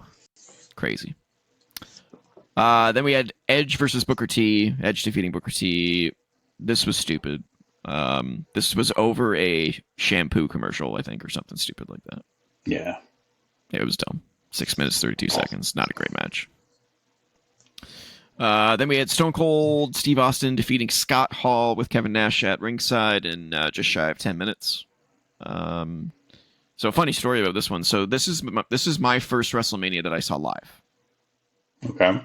Because I watched WrestleMania 17 on tape, and then I caught up on what was happening on TV, and eventually started watching it weekly. I was at a theater watching this one with my dad, and the audio feed cut out during this match. So for about the last, I want to say like 25% of this match, we had no audio. And the whole crowd was like oohing and awing and oh to everything that was happening, but we had no audio, so we couldn't hear anything. So it was just the crowd in the theater making noise. It was really funny. The double stunner was really funny. Oh yeah. Stunned Scott Hall, and everyone in the crowd was like, in our crowd was like, oh, and then he got back up and did it again, and I was like, oh, yeah. Yeah, it was really crazy. And then as soon as the pin happened, the feed came back, and we got audio again. Nice. This was also infamously Stone Cold's turning point when he started to get pissed off at the creative. He was not happy that he was in the middle of the card against Scott Hall. No, he wasn't. No. And he would later on in the year, I think, I don't know how long it was, but later on in the year, he would no-show Raw after being told he was going to have to get pinned by Brock Lesnar on a random Raw. So, no build-up. Funny thing about that was actually in Atlanta, and I went to that show. Yeah. It wasn't that he was Oh, going to lose to Brock Lesnar. He didn't have a problem losing to him. it was just that it was on Raw and a random thing, It was right? unannounced. He didn't have a problem putting Brock over, No, but he he wanted just to. wanted it to be at a pay per view, or He wanted it to mean something for Brock. And I agree with him. I don't Yep. blame him for that. Nope. I think that was a stupid choice too. Yep. Yeah. Next up, we had a four corners elimination match for the WWF Tag Team Championship, where Billy and Chuck, who was Billy Gunn and Chuck Palumbo, retained their title against the APA, the Dudley Boys, and the Hardys in just shy of 14 minutes. This was not great. No, it was okay. Not when you consider the last couple of WrestleManias with the Dudleys, the Dudleys and the Hardys. It's been a long show. I don't blame you. and the matches they were in. Yeah. Yeah. Nothing against Billy and Chuck and Farouk and Bradshaw, but when you see the Dudleys and the Hardys in WrestleMania, you expect a little bit more. Big things. Yeah. And the crowd, I think, at one point was chanting for tables because they were like, guys, the last 2 years in a row you did TLC and now you're just doing a regular match. Yeah, they set themselves up for failure in this one. And then we had, what should have been the main event. And The Rock defeating Hollywood Hulk Hogan in 16 and a half minutes. And probably the first 5 minutes was just them staring at each other. Staring down and posing. Yep. Well, I cannot tell you how loud the theater was for this match. It was deafening in the theater. I bet. Yeah. The audio of the crowd plus the theater was just half our audience, just like half the audience was Hogan and half the audience was Rock. I was Rock, my dad was Hogan. Like everything was split down the middle. It was, I mean, it's an iconic match. I would have been Hogan. I was Hogan. I mean, I was Rock at the time. Goldberg Hogan that I was at when Goldberg beat Hogan, I was Hogan. Yeah. It was Hogan Die Hard. Yep. Are you still a Hogan Die Hard? I'm a Hulk Hogan diehard. I'm not a Terry Bollea diehard. Okay, all right. That's a good way of putting it. That's a good way of putting it. Yeah. Right. So yeah, obviously a classic, absolute classic. Yep. Then we had what I think is a very underrated triple threat women's championship match. Jazz defeated Trish Stratus and Lita to retain her women's championship in just over 6 minutes. This match was in a tough spot. Yeah. But I think they did fantastic. They did really well. Those three can go. And then we had the underwhelming Triple H versus Chris Jericho WWF Championship match that lasted way too long. And the crowd was just dead by this point because of Rock and Hogan. Vince was very much at the time, the title should go on last, which I agree with, but I think that I do sometimes wonder how far in advance Vince knew that they were going to do Rock Hogan at Mania, or if it was like a last minute thing. Because if they knew far enough in advance, I would have been like, dude, we got to give the title to Rock, so that he can have it for the Hogan match and be the main event. You know? Like, how did they not know that this was going to be the biggest match on the card? It's kind of just strange. Yeah. Now, as to where this goes in our ranking...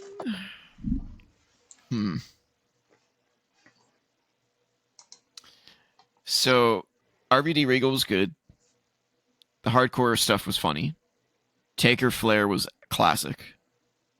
Rock Hogan, classic.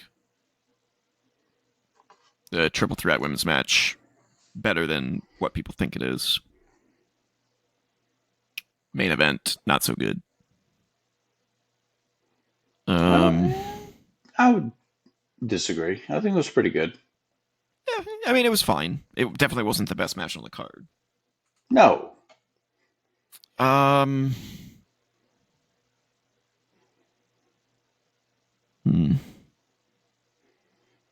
think one of those looks a little empty. We need one to fill it. Wow, you would put it in amazing? I would put it in amazing, yes. Coming from somebody who lives in Toronto, even I wouldn't put it that high. Oh my god. Really? There's no way I would. No. I mean. Okay. Convince I mean, me. Convince me. I mean, Edge Booker T was a dud. Kurt Angle Kane was a dud. DDP versus Christian was fine at best. The fatal four-way corners, like the four-corner elimination tag team match was. They just could have done something way better than that. Rock Hogan was good. The triple threat women's match was good. The main event was okay. Stone Cold and Scott Hall was fine. You know, I mean, it was what it was. I don't know. I can't. I mean, what was 12 again? Remind me what 12 was. Let's see. That was a backlot brawl, wasn't it? Yeah. That must be 12. Why can't I find 12? Because I'm dumb. Yeah. Roman numerals, because that's why. Yeah.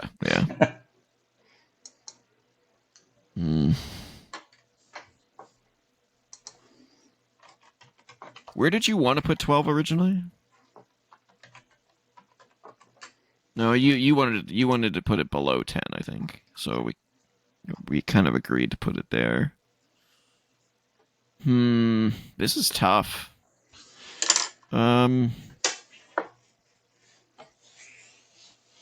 I'll concede to amazing.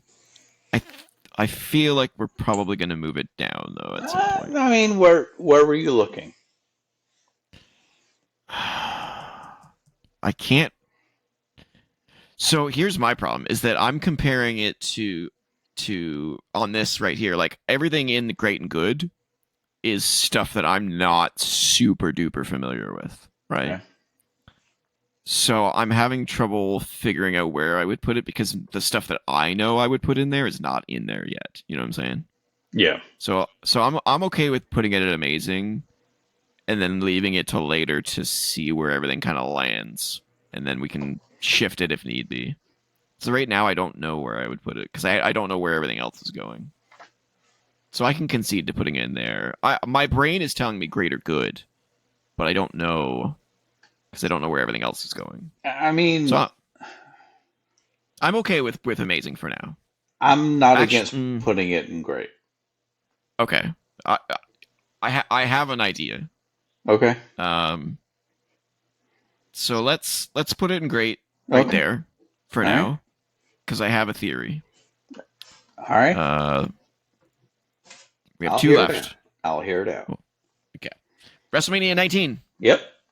March 30th, 2003, Seattle, Washington at Safeco Field. The tagline was Dare to Dream. Okay. Don't remember that. But sure, why not? WrestleMania 19 started off with Matt Hardy retaining his Cruiserweight Championship against Rey Mysterio in 5.5 minutes. This was a fast-paced, hard-hitting, better match than people give it credit for, I think. I liked it. Yeah, Matt Hardy around this time was good. I liked him. Yeah. It was kind of... I like the Matt Hardy version 1. How does he do it? V what? I can't. V what? I can't. I can't do it. I don't know what he did. No. But it was a pretty good match. I think something like that. V1. Yeah, that was it. Yeah, V1. Yeah. Then we had The Undertaker defeating Big Show and A-Train in a handicap match because it was supposed to be a tag match, but they didn't want Nathan Jones anywhere near any of these guys because they didn't trust him in the ring. He came in late in the match. Yeah, he did come in late in the match, did a crazy spinning heel kick to the Big Show, and then a crazy big boot to A-Train. It was a fine match. It's not one of Taker's best matches, but it did fine. Definitely in the bottom half. Yeah. Then we had top of the bottom quarter, maybe. I mean, you think 25 matches he's had at WrestleMania? Maybe. Hey, there's another TierMaker for the future. Ranking Undertaker's matches. I thought about that earlier. Undertaker WrestleMania matches. Yeah, rate the streak. Rank the streak. Yeah. Spoilers for a future episode. Yes. Then we had a great triple threat match for the WWE Championship. Trish Stratus defeating Victoria and Jazz by pinfall in 7 minutes, 17 seconds. This one was even better than the triple threat from WrestleMania 18. This was great. Absolutely great. They did some crazy moves in this. They worked their ass off in this match. Did. Up until... This was probably the best women's match I'd ever seen for the next couple of years. There's a much better women's match that comes up in a couple of years, but this was the best women's match at the time, in my opinion. Then we had a triple threat match for the WWE Tag Team Championship. Team Angle defeated Rhino and who shall not be named, but was named earlier, and Los Guerreros, Eddie and Chavo. In 8 minutes, 48 seconds. This was okay. This was pretty good for what it was. I would say this one was better than the Fatal Four Corners match from Mania 18. Hot take. Team Angle, Shelton Benjamin, and Charlie Haas was absolutely underbooked. They were amazing. Yeah, they were absolutely. They should have been booked as just beasts, unstoppable. Yep. I'll stretch you. Anybody on the roster. Yep. Even now, Sheldon Benjamin. What was this? 20 years later, he's still good. He's so great. Yep. Eventually, they would change their name to the World's Greatest Tag Team. One of the worst tag team names in the history of tag teams. But they were great. I agree. Then we had maybe match of the night. Shawn Michaels defeating Chris Jericho by pinfall in 22.5 minutes. Yep. Absolute classic. Amazing. Great match. Yeah. I was really mad. I had a DVD of WrestleMania 19 and it got scratched, and this was the match that wouldn't work on the DVD. I was so mad. I was like, are you kidding me? Out of all the matches, it picks this one? Why couldn't it pick the next match, which was Triple H defeating Booker T to retain his World Heavyweight title in 18 minutes, 45 seconds. This one's bad. Kind of a story. Yeah, this one... kind of a evidence... a lot of darkness around this match. Why a lot of the IWC thinks Triple H is... racist. Yeah.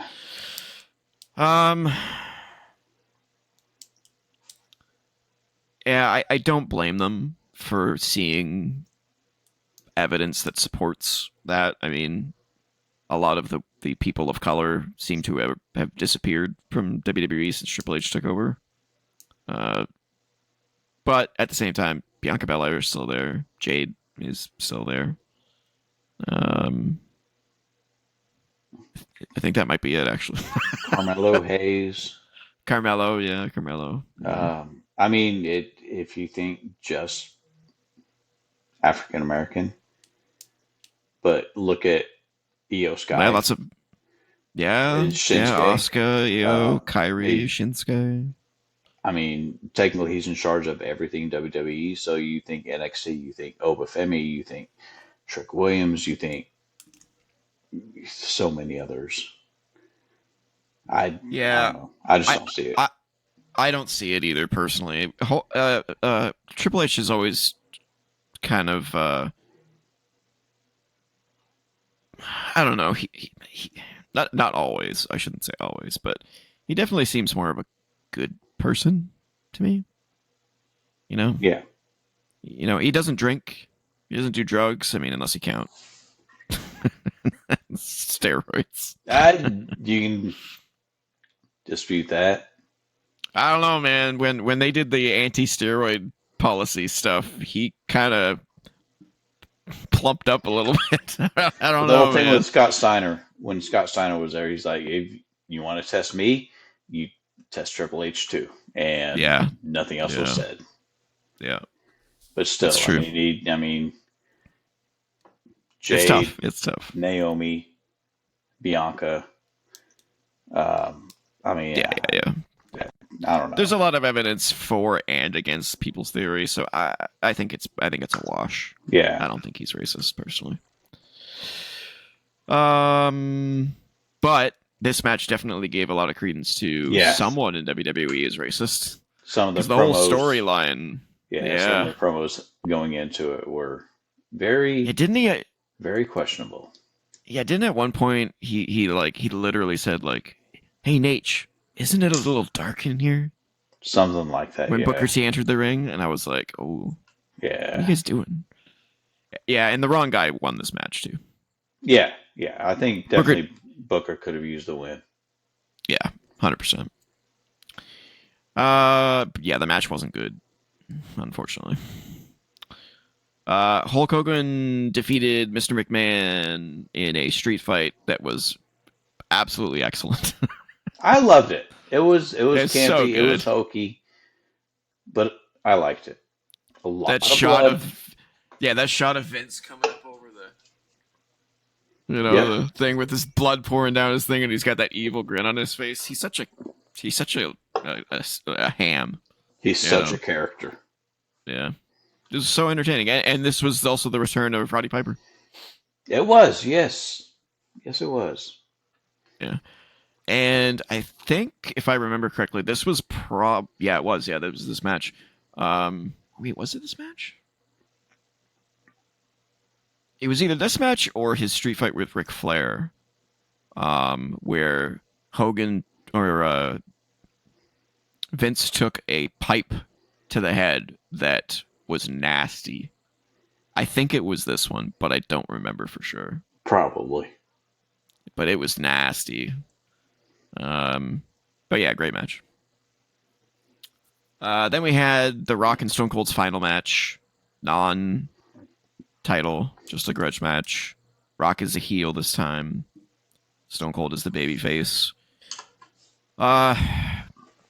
So I have a couple of problems with this match.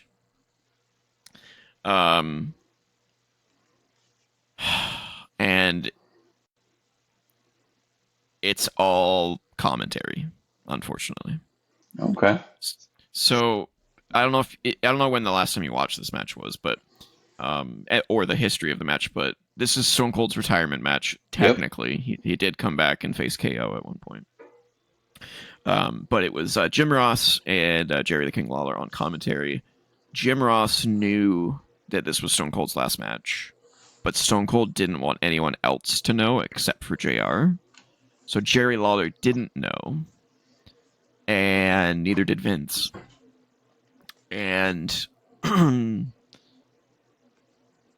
entire commentary for this match was Jerry Lawler focusing on The Rock and his Hollywood good looks and being an actor and all this stuff, playing up his Hollywood character, which in a normal match would probably be really funny and really entertaining. But the problem was that Jerry didn't know that this was Stone Cold's last match, and JR was getting pissed off.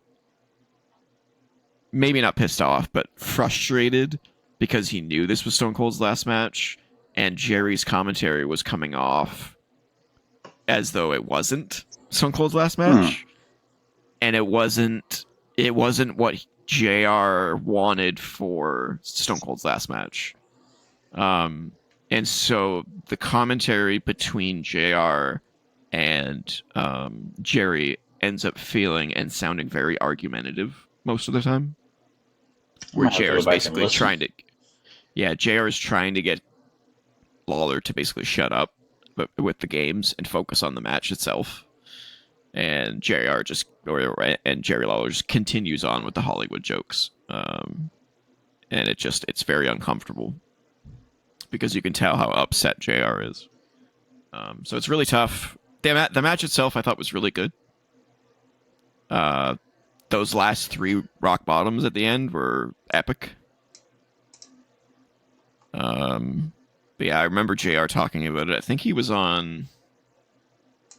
Oh, it wasn't on his podcast. It was like he was being interviewed by somebody. I don't remember. It wasn't Chris Van Vliet or anything like that. It was a long while ago at this point. But yeah, I remember him talking about it and just being so frustrated that he couldn't say anything. Yeah.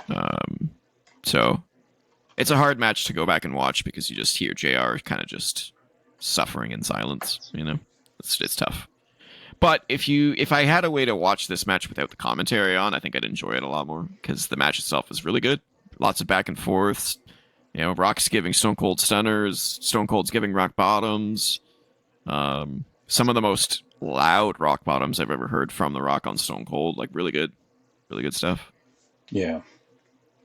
But yeah, unfortunate, I think, for Stone Cold's last match. And then we had the main event, Brock Lesnar defeating Kurt Angle to win his first WWE Championship, or second WWE Championship, I should say. And obviously the most infamous part of this match is Brock Lesnar nearly breaking his neck on a botched shooting star press. Yeah. Lasted 21 minutes long. But a great match. Just with a crazy ending. All right. Whew. So this one I would put in amazing. Okay. I'd agree. To me, this might be the most even WrestleMania of all time. In terms of like every match hits in some way. Except for Triple H versus Booker T. If it wasn't for that match, I would put it in the GOAT category. But that match just takes it down enough to not be a GOAT. But I think it's amazing.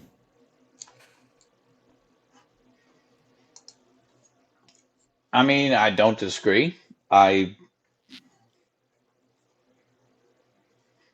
I'd still have no problem putting it in a GOAT. Okay. Well, let's see how it unfolds. Yep. I will also say that the commentary, besides The Rock and Stone Cold, was picture perfect. Go back when you go back and watch this pay-per-view. Listen to the absolutely freaking hilarious commentary by Michael Cole and Taz on the Matt Hardy Rey Mysterio match. It's hilarious. It's so funny. Taz just makes up this shit. He's like, I was talking about Hardy earlier today, and you know what he's doing to prepare for what he did to prepare for this match? He gave up coffee and he switched to banana juice. Yeah, he switched to banana juice. He's nice. Sipping the banana juice. Shannon Moore's happy. They do that for the whole match. It's so funny. It's so good. Yeah, but I'm a big fan of Michael Cole and Taz. I think they were fantastic on commentary together. All right, we are here. WrestleMania 20. It took us a while, but we're here. Took us a while. WrestleMania 20 was March 14th, 2004 in New York City, Madison Square Garden. This is the last one for part 1. Thanks for buckling in this long, folks. 10 and 20. 110 and 20. We're all MSG. And that was where it ended. Then they stopped going back to Madison Square Garden. I mean, you could only hold 20,000 yeah. or so. Yeah. Vince said after WrestleMania 22 that he will never go back to having WrestleMania in a arena. Not sure why. I'm not sure why that WrestleMania woke him up. I don't know. I mean, maybe he figured he could for WrestleMania, once a year, he can get 50, 60, however many Yeah. of them every year. So he did say that WrestleMania deserves the spectacle of a stadium. He did say that. Sure. But I'm not sure what prompted him to realize that at WrestleMania 22. That was my sort of quote confusion. I'm like, what? I'm like, you didn't learn this at WrestleMania 20, 21, 22 happens, and now you're like, oh, screw stadiums or screw arenas. I was like, I don't know what the change was. All right, WrestleMania 20. Let's do this. The show opened with John Cena defeating The Big Show for the United States Championship in a 9-minute bout. The debut of John Cena at Mania, and also I remember this being a trivia question for me to retain my title. Yeah. The very first John Cena title win. Yep. At WrestleMania. Yep. He cheated to win after punching Big Show behind the ref's back with his chain. For me to win this title. Yeah. I'm going to try and get that back next week. Yeah, you can try. I'm going to try. I'm going to fail, but I'm going to try. You can try. The next match was Rob Van Dam and Booker T retaining their World Tag Team Championship in, once again, a Fatal 4-Way Tag Team match against Garrison Cade and Mark Jindrak. I remember them. They were like a default creator wrestler in WWE 2K games. The look of him was definitely a generic creator wrestler. Yeah, it's crazy. They also faced the Dudleys and La Resistance, which was Rene Dupree and Rob Conway. 7-minute, almost 8-minute bout. Third match was Christian versus Chris Jericho in a 15-minute bout. Christian won. After Trish Stratus betrayed Chris Jericho by slapping Chris Jericho in the face.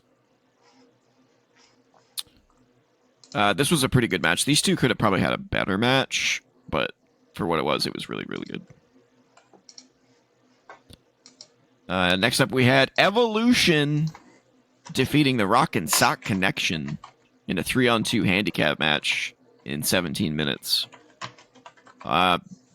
This match was weird.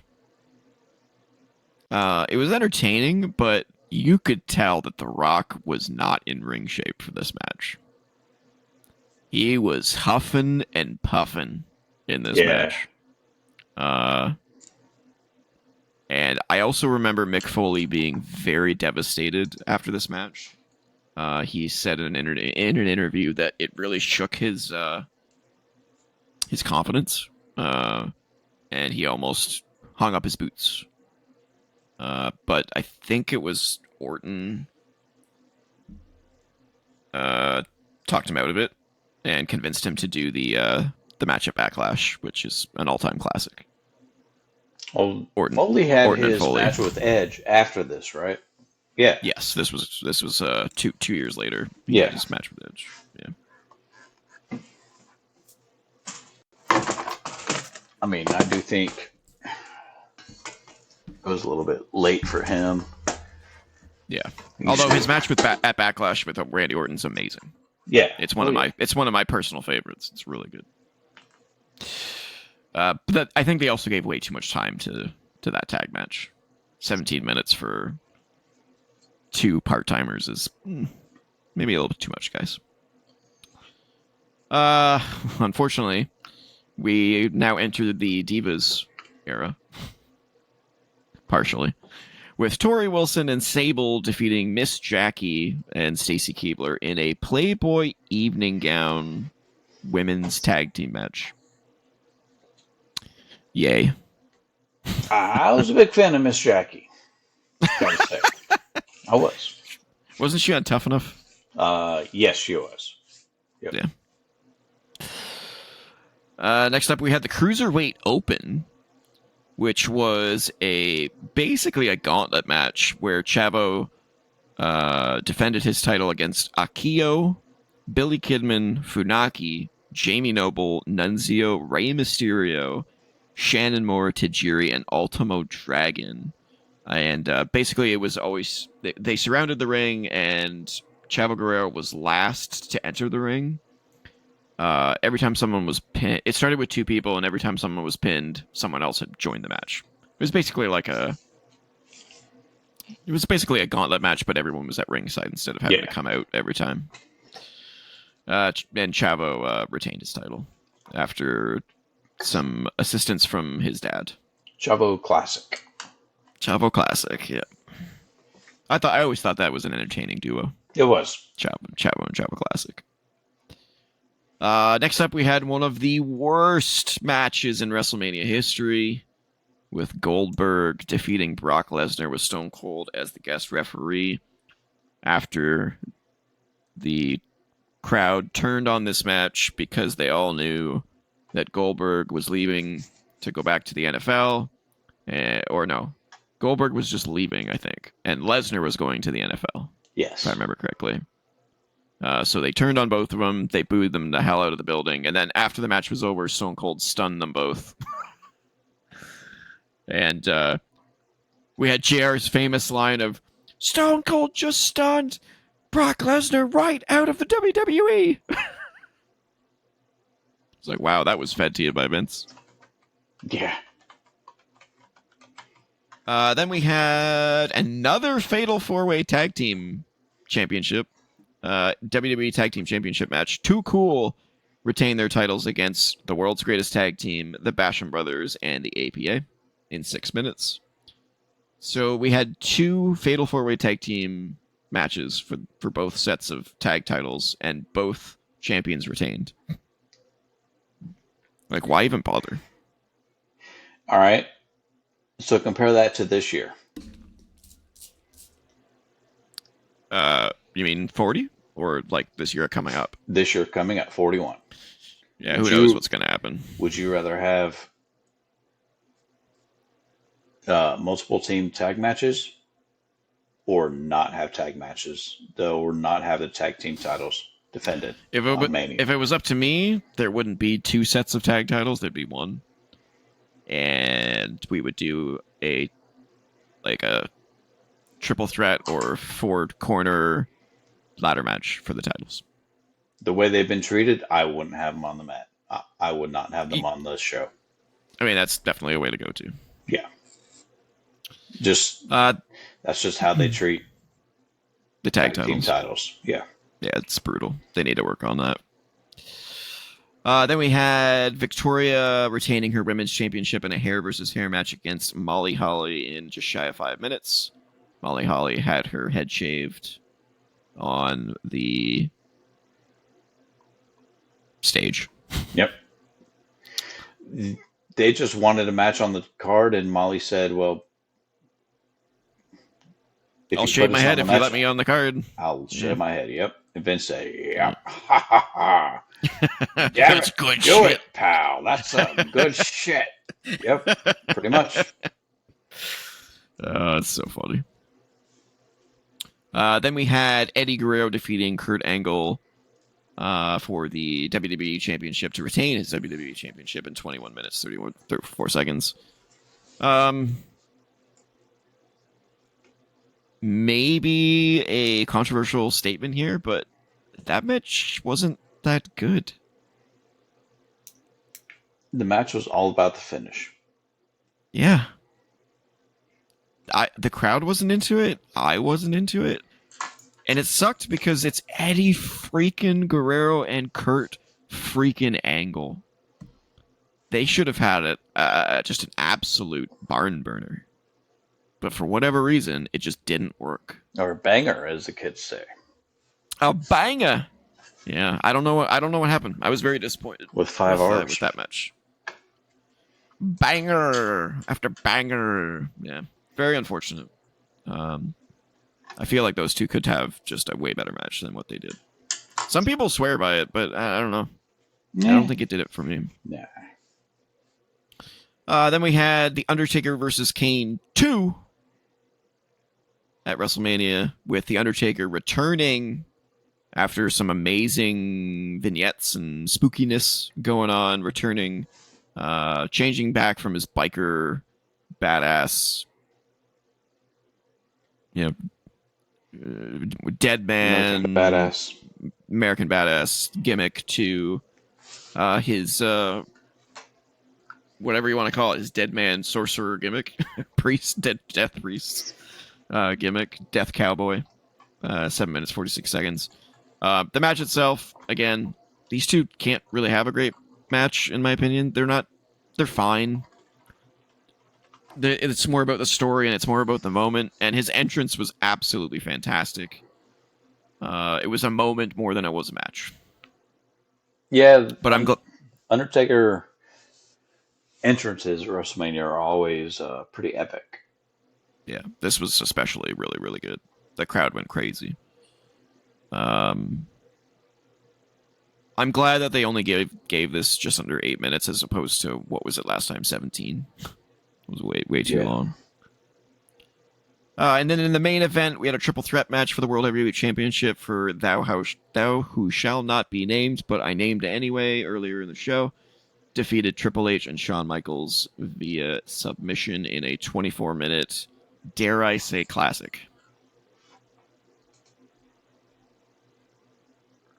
I mean, you can say classic. Was that a reluctant classic? Yes, it was. Because of He Who Shall Not Be Named, or because it was overblown? That's just okay. Okay, you didn't like it as much as I did. Okay. No. No. All right. I liked it. But, it also, in hindsight, gets some points taken away for He Who Shall Not Be Named. It was a great way to end WrestleMania 20 with them two in the ring celebrating, though, at the time. Yeah, for sure. In hindsight, it's kind of eerie. Very eerie. Very, very, very eerie. Yeah. All right, where do we rank the final WrestleMania for Part 1? WrestleMania 20. This WrestleMania is all over the place. The Cruiserweight Open is cool, but it's also a Cruiserweight Open. Goldberg Lesnar sucks. A Playboy evening gown match for reasons. The Evolution match was entertaining for the moments that it had, but Rock was clearly not in ring shape to be wrestling a 17-minute match. Chris Jericho and Christian was pretty good. The Fatal 4-Way tag team matches were not that great. Cena Big Show was pretty cool. Victoria Molly Holly wasn't really that great. Eddie Kurt Angle was not as good as it could have been. Then we had Taker Kane. I'm actually talking myself down. Actually, now that I'm talking more about it. No. Keep talking, and then you'll agree with me. Okay, where are you thinking? Top of meh. Top of meh. Yeah, I'm okay with that. You sure? Yeah, I'm looking at what's in meh. Do you think it's better than WrestleMania? Ooh, I'm looking at 13, which was Stone Cold and Brett. No, that was Stone Cold and 14. Shawn, wasn't it? 13 was Brett and Stone Cold. Okay. And 14 was Stone Cold and Shawn Michaels. So you're putting it above Stone Cold, Shawn Michaels?